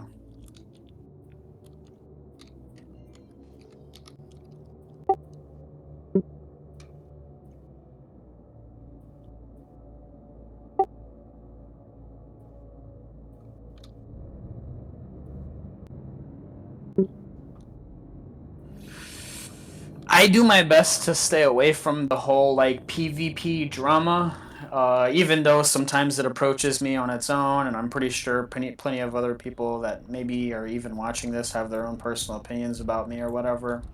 But I genuinely like I don't not only do I not care for the drama, but I don't like letting that stuff affect me. Um, but I guess org ops that maybe changed how I approached the game. I'm gonna have to say I'm gonna go back to. Actually, you know what? Yeah, I'll say this. Back when I call it the Weevil Rush, but back when people were running Brios quite regularly, uh, I managed to get the advantage on an opponent that had a reclaimer, and he had a reclaimer just smacked, filled to the brim. He had a reclaimer smacked filled to the brim with fucking weevil eggs, and yeah, yeah. I mean, he and this is a reclaimer, so he went way out of his way to load all of this cargo in an elevator, bring it up in the elevator, then throw it in the cargo bay, then also throw it in the salvage bay. I mean, it was just completely full of weevil eggs. I got 20 mil out of that fucking piracy run. And I was just in a C2. I soft deathed him out in space. I took all of his cargo. Dude, it was the best experience ever. It was so wonderful. I absolutely loved it. But like nowadays, I feel like piracy's like for me. I wouldn't say piracy is necessarily dead entirely because there's definitely if you're willing to, there are strides you can make to get some kind of piracy score. They're less meaningful. They're not as rewarding for the amount of effort you have to put in. Um, I miss when not necessarily solo, but like back in the day, we would run like a Connie or a C2 with a Mantis and like a single fighter. So with just 3 people, you could earn millions upon millions of dollars as long as you set up your snare properly and you did the work to get it done. And that's kind of how Blackwater started as a piracy org, is like because that was back when people were running Mantis snares regularly, and we would set up a snare outside of like ArcCorp or a trading station, and we would just sit there and make a buttload of money. Now, it wasn't without the effort spent to get it. Um, wow, that guy, poor guy. Anyways, what was I saying?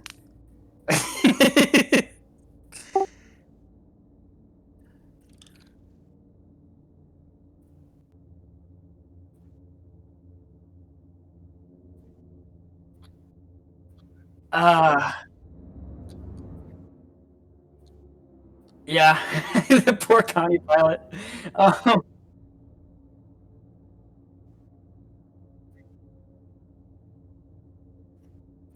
Yeah, just piracy in general back then was better, and I would say that kind of determined how I flew. Is especially getting that score on that reclaimer. That was the moment when I was like, okay, you can actually get something out of like my playstyle is PvP, and for a very long time, Life sustenance. you couldn't make money being a pirate, or it was just really hard. Because even if you get the snare, there's no guarantee that they have cargo. There's no guarantee that the cargo they have is worth selling. Um, but during the Weevil Rush, 90% of the time, when you got a snare on a cargo ship, they had Weevil eggs on them. They had maize, they had ETAM, they had drugs on their ship that you could sell and make a fuckload of money on. And I missed that because that was player determined, player economy, player interaction, PvP driven, and everybody was benefiting from it. If you did your cargo hauling right, you didn't get snared, right? Chances are you made it to Brios. If you paid attention to your surroundings, if you saw that there was a fire in the sky, at the time, the flight model encouraged people to just slam it into boost, take off, boot up their quantum device, and get the hell out of Dodge. And then just either server hop, bedlog, go to another server that's low population. And if you were smart about it, if you were a cargo hauler, you could certainly get away and make a lot of money. But as a PvPer, even when the servers were only 100 people big, you would still get so many people come to Brios because everybody was trying to profit off of that Weevil Rush. So they couldn't stay away from that, kind of high risk, high reward scenario. So it benefited everyone, and that's why I think the Brios Rush was, in my opinion, the best era for this game.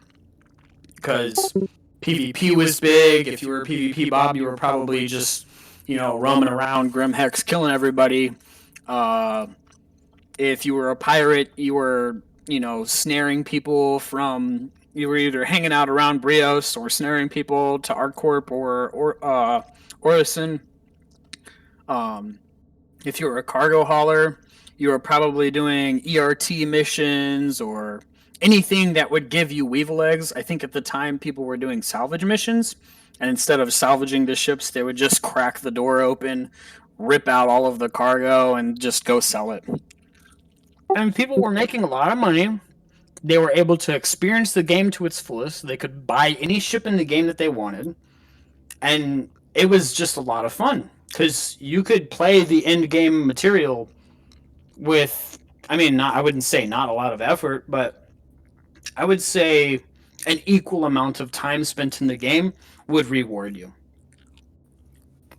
If I spend 5 hours in this game, I expect to be rewarded for those 5 hours in the game.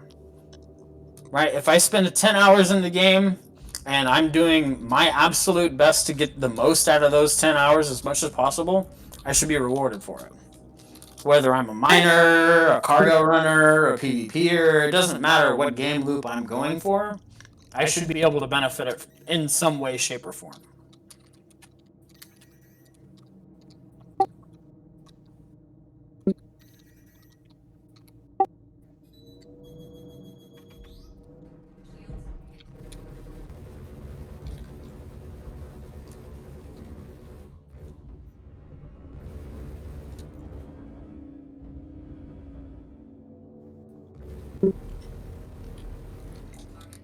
I haven't put too much thought into that, but I'm going to be a little bit regressive in this answer and saying I really wish 45s would come back. Not 45s, but tricords. Yeah. The ability to just be evasive. Mid-range right now is so difficult. Like, you cannot, it's really difficult to be evasive at mid-range right now. You can maybe corkscrew. I mean, if you're 500 to 800 meters apart, the likelihood of you dodging those shots is, I mean, you can do it right. You can, you can evade shots if you really try, but it's not as easy as it used to be when you could just shove your G's from one side of your ship to the other. And I would even argue that if you brought 45s back, you would bring so much more versatility to flight styles back to the PU. Because instead of having one or so for right now, your nose movement is benefited in full pitch. And a lot of people, they're fighting their opponent in full pitch, upward pitch instead of downward pitch. So for example, I'm not going to track my opponent in downward pitch because 70% of my vision is blocked by my cockpit. So I'm going to track my opponent in upward pitch because I can at least see my opponent and react to what he's doing. Back then, when 45s exist, you had two directions you could go. Same as now, except those two directions were both in directions that you can see out of your cockpit. So you could get the most of your nose movement out of a 45, which you could 45 on the left side of your screen, or you could 45 on the right side of your screen. And you would get the most of your nose movement out of that 45, and being able to go from one side of the 45 to the other really quickly, and then being able to like kind of balance your thrust movements and tricords with that, I gave you the ability to do what I call an S-turn, where you just kind of like you throw your momentum from one side of your ship to the other, and that gives you the ability to quite literally juke your opponent out. Like if anyone that's listening has ever played football, it would be the equivalent of actually performing a juke on an opponent. Just faking one way and then going the other.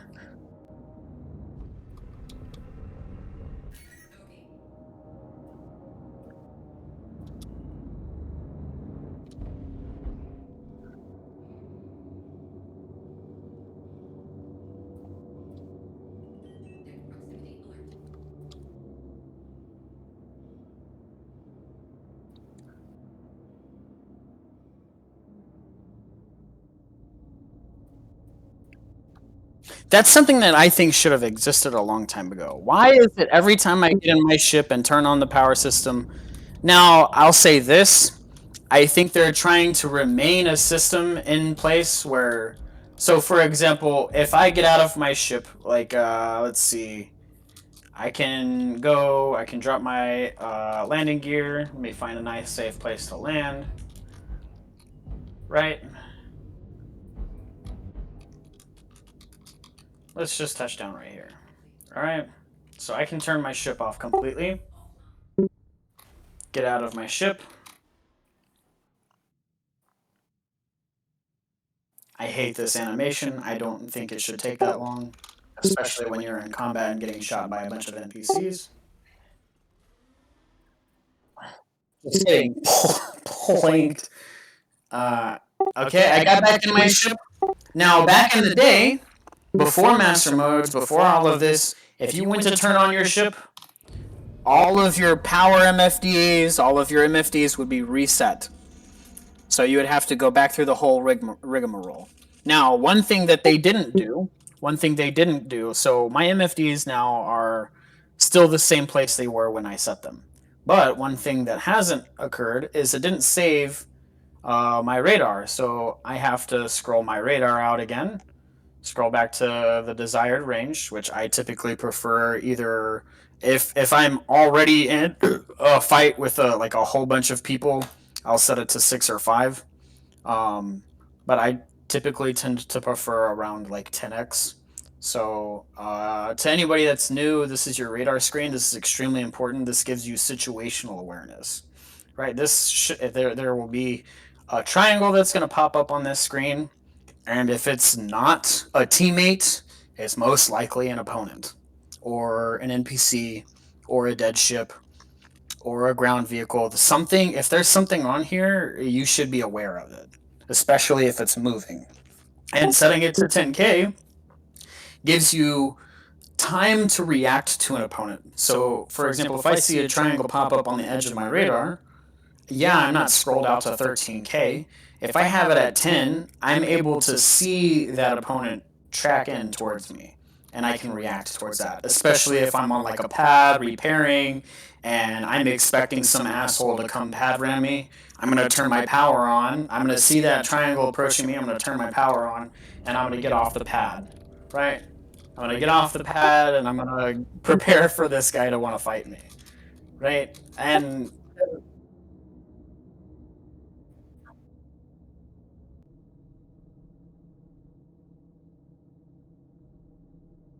yeah, Matador them into the ground. Yeah.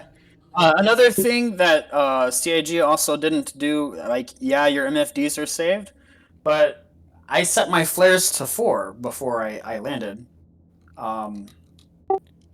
Sometimes 6, and it reset my flare count.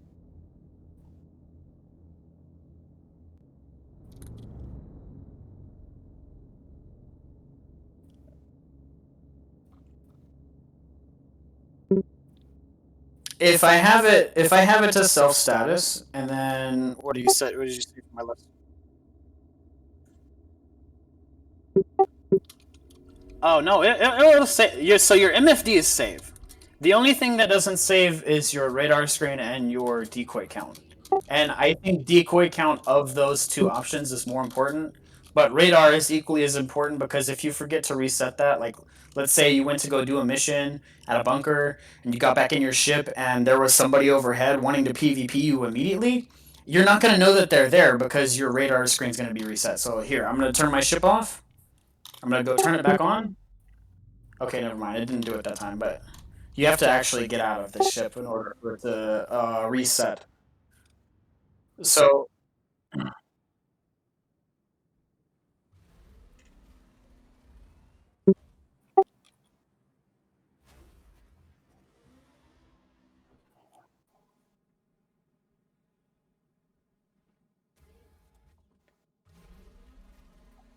So here's what I'm trying to explain. I know what you're wanting. You're wanting it to be persistent, regardless of what server you hop on, regardless of whether the ship was destroyed and you pull it in the hangar. It should be automatically set to your design. I would love that, but currently CIG has it to where, okay, so my MFD is saved, right? I have target and self. I have self status on my left MFD and target, like you said. But it reset my radar and decoy. Why? A decoy is extremely important because you have a ship in this game that exists that's called the Firebird. And 90% of the time, when you run into a Firebird, I would say 100% of the time, you're going to get hit with missiles. And you cannot flare off 6 missiles with just 2 flares in a Hornet. It's not going to mask it. And if you forget to reset that decoy count every time you jump into your ship, Like every time you jump into your ship, you have to reset that decoy count, and if you forget it, you're dead. You're dead. If you forget it once, you're dead. You could do everything right, and you could be ready for those flares, and you could be in your mind thinking that you have enough flares to flare off that missile, but when in reality you just jumped into a ship that didn't have that reset its decoy count, and now you're trying to flare off 6 thunderbolts with just 2 flares and a hornet. It's not going to work. And then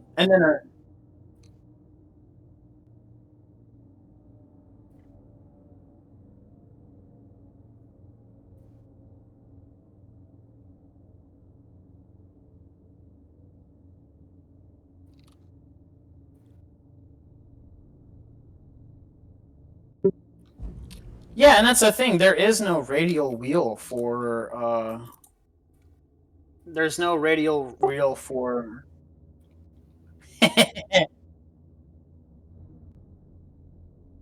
Yeah, left alt F.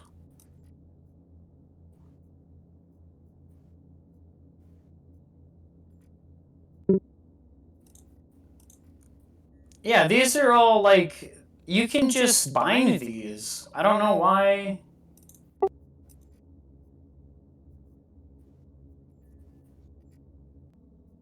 None of none of this is useful.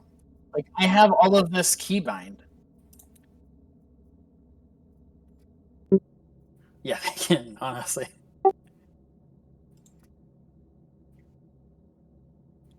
Oh, there we go. I got gravity compensation turned off.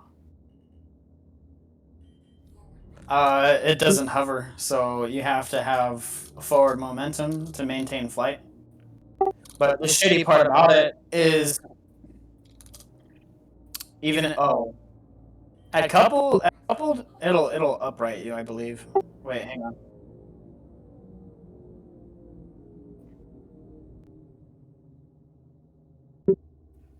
No, it'll keep you in the sky if it's wait, hang on. It'll be unstable, but you can hover. Uh no, but if if I disable gravity assist, I'm now falling to the ground, right? Unless I apply some upward thrust, right? What I wish, and I hope, I pray to God when they add flight surfaces to the game, I hope that that's not something like. Right now, I'm at max SCM speed and I'm still falling to the ground. If I'm at max SCM speed, I should be able to maintain flight without having to pitch up. And the shitty part about it is when I'm decoupled, this master modes, it prevents you from flying or maintaining a speed fast enough. When you're in gravity, it automatically drops you to like, what is it, like 20 meters per second? I don't think any ship in glide mode should act like that ever. I know Yogi's kind of done with this flight model. He's already moved on to the next one, and every time you ask him a question, his default answer is that he's just gonna, he's not paying attention to this flight model, so any feedback on this current flight model is basically negated to him because he's already working on another flight model to answer all of those problems. And it's like, well, why don't you pay attention to some of our feedback on this current flight model so that you know what to prepare for in the next flight model? I don't know why he just dismisses feedback like that. It irks me that like you try to give people who are able to change something in the game kind of like just like some genuine feedback, like, hey, what are we going to do about this in the next flight model? And his answer is, oh, I'm already working on it. Like, don't worry about that. This issue you're experiencing now is old flight model. The new flight model is going to fix everything, without even answering the question. Like, what are some of the new things that what are some of the things that we're having issues with now going to be fixed with in the new flight model? what are, like, I'm genuinely curious, like, what are, like, we have these issues with the current flight model. A lot of people don't like it. They think it's too slow. And he's going to get rid of nav mode, but then also he's going to create a unified speed. Are they going to give us quantum boosting? Are they, cuz I've heard that they're dropping they're getting away with nav speeds in general. So in other words, you're never going to be able to move at 1,000 meters a second ever again, which I think is disappointing because, I mean, traversal speed is still something that's necessary. I think being able to go from one ground site to the next on a planet without having to forcibly engage your quantum drive is necessary. The only problem I see with it now is ground sites are so spread out. Like, the only ground site where you can actually get some value. Ooh, a Gladius. Okay, hang on. Let's see here. The only ground site where you can actually use your nav mode to its effectiveness is Hathor, where the sites are just close enough to where you can get to them without having to jump. Oh, how is he applying? Okay.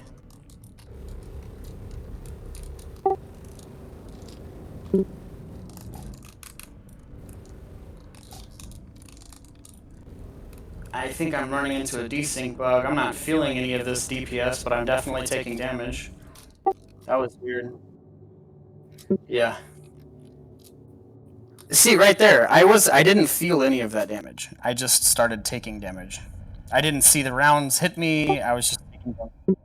Yeah, it is an experience for sure.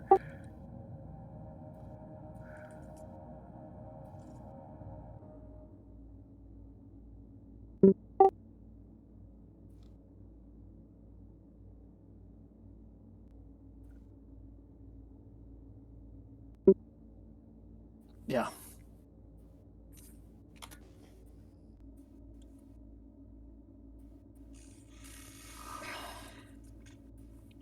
I don't know. What's your next question?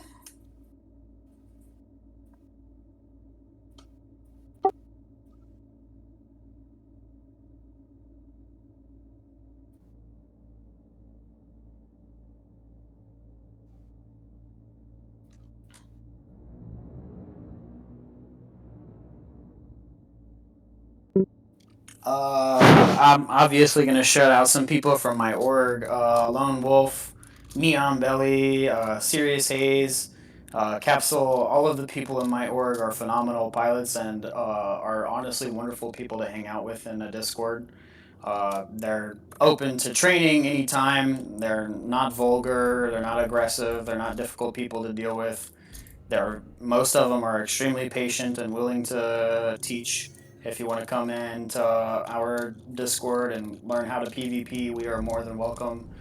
You're more than welcome to join us and have either just hang out and have a good time in the PU, or you can just take part in some training and maybe learn something.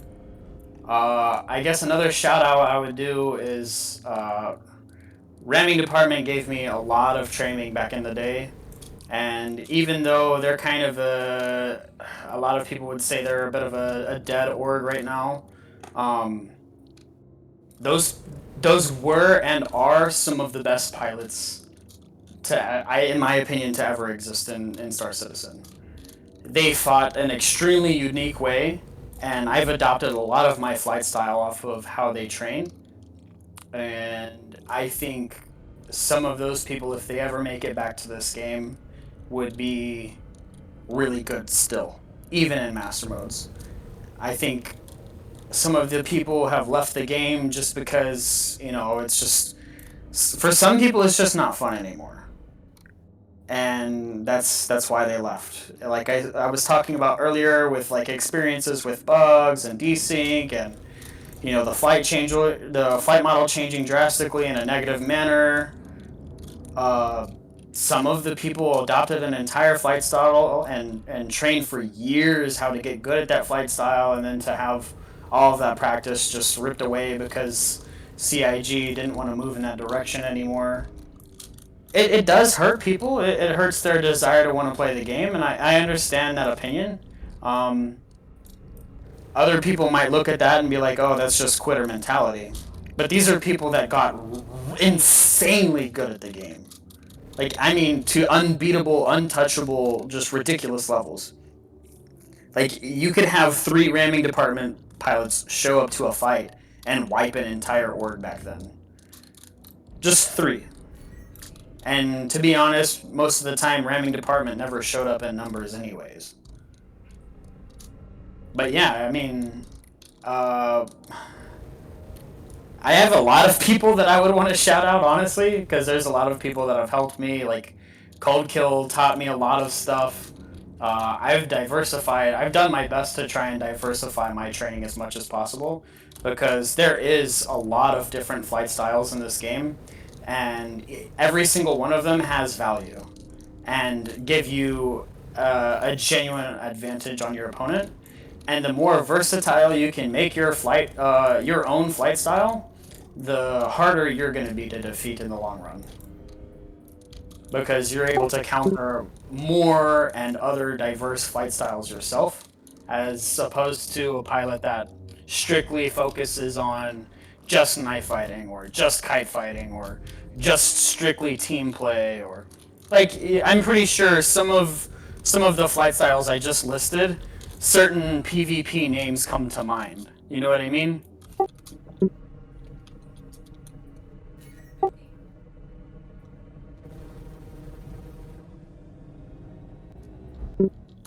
Yeah, there's some notorious names. Like, Avenger 1 is very well known for being extremely skilled in a team fight. Ramming department used to be really well known for those close-end duels. I mean, there's plenty of flight styles that you can see and adopt, and when I say them out loud, I'm pretty sure other PvPers recognize, you know, the people that do it best.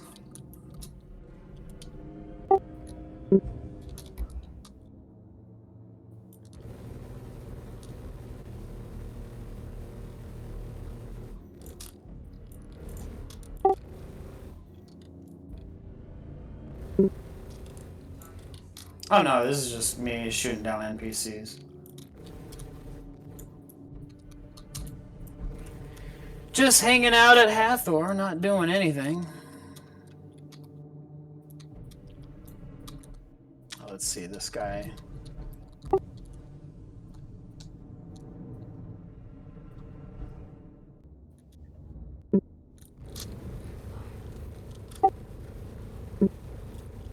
Yeah, I'm at Daymar, I believe. I'm not at the Tradiso LP.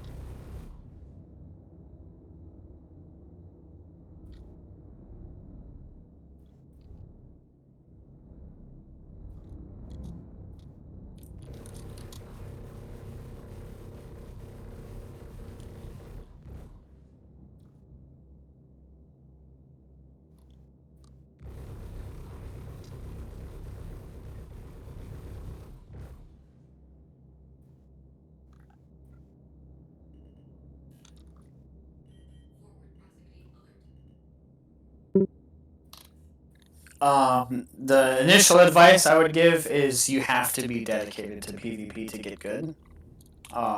Every time you die, every time, you know, you go into AC and get absolutely shreked 1,000 times to 1. When you're brand new, everything is the learning curve is so steep. Just focus on getting better rather than focusing on seeing results initially. Initially, you need the drive and dedication to want to get better, And eventually that will turn into you getting better and seeing results. And once you see results, you'll be able to go off of your improvement. And every now and then you'll fall back, you'll hit a wall. Maybe you need some different kind of tutoring, diversify your training. So I mean, whenever you run into a wall, whenever you feel like, man, I'm not getting better, seek people from other flight styles. Learn how they fight and see if you can learn how to either A, counter that or adopt that flight style in a way towards your own flight style. So, for example, like I said a while ago, I prefer knife fighting. But in this current flight model, I've had to force myself to learn to be more of a defensive fighter and get better at the mid range because you cannot push in this current flight model. So I was forced to seek tutelage from other pilots. And I mean, for a while, I hit a wall. I mean, I was a very negative pilot when master modes first dropped. Yeah, I mean, I'm pretty sure. Yeah, I was having a lot of issues with master modes because I don't know. I had to learn how to fly so differently from what I was used to that it felt like I was starting from zero. It really did. It felt like I felt like I was a brand new pilot again, learning how to PvP all over. Yeah, yeah, one with an ego. You know what I mean?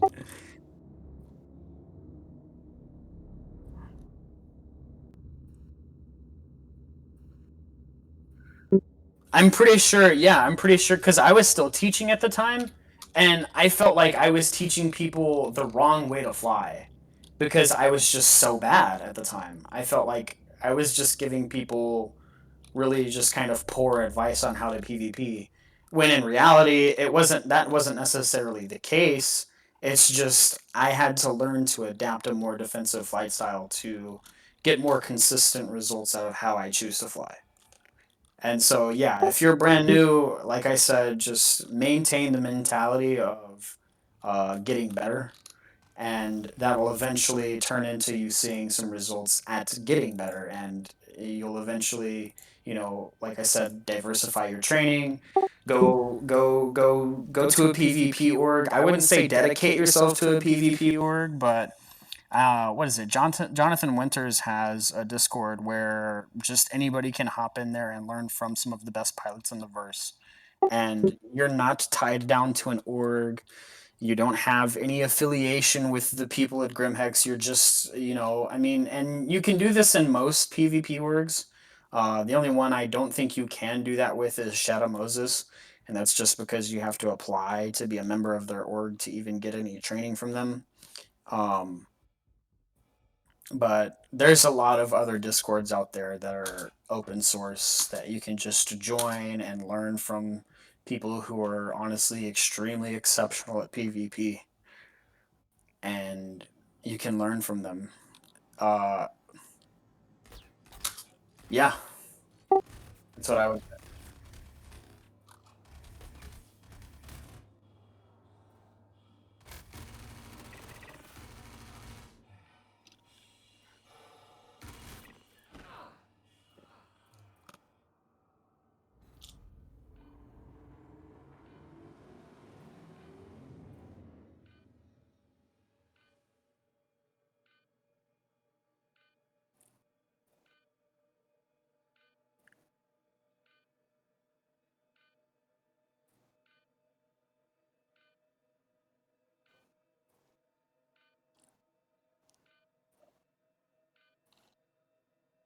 Yeah, go into Arena Commander. I would say if you don't even know the names of these orgs and you're unable to get in Discords and you don't even know how to get the invites, just go into Arena Commander. You're 100% bound to run into somebody from an org. Just go into general chat and be like, hey, is there anyone in here that's in an org that knows how to PvP that wants to train me? And more than likely, you're going to get started from there, and then somebody in that org is going to know somebody else from another org, and then it's just from there, it's just a networking thing.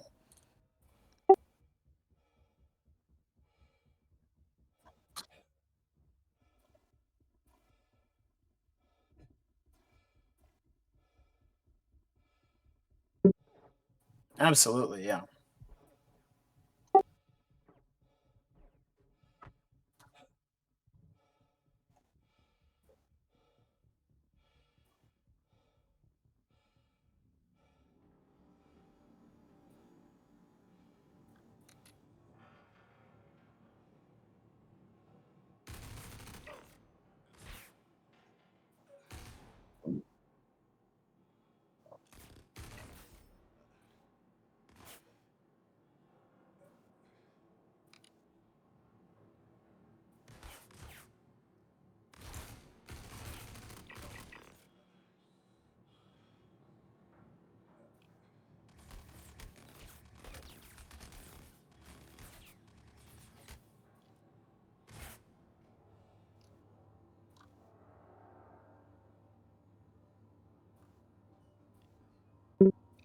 Absolutely, yeah.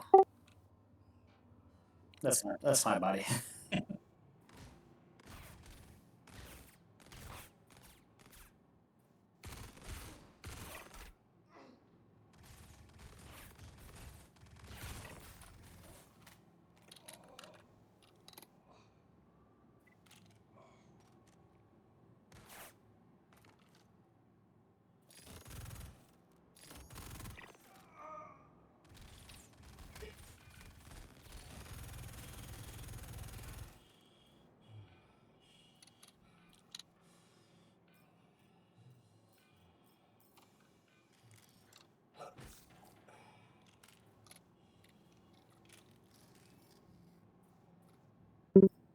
Absolutely, yeah.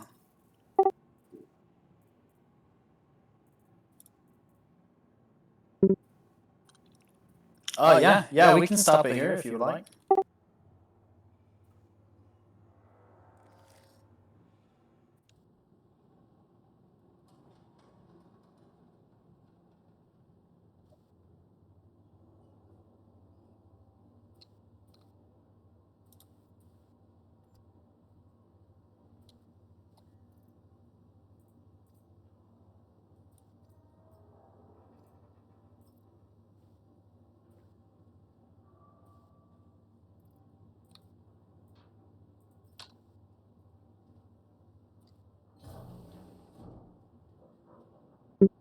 Yeah.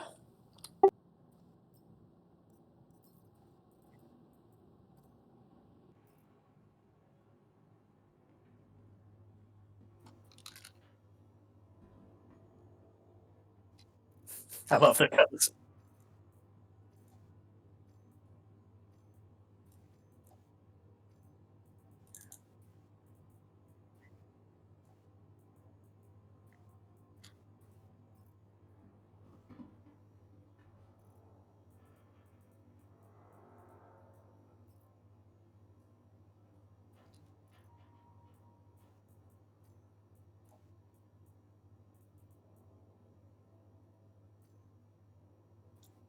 Yeah.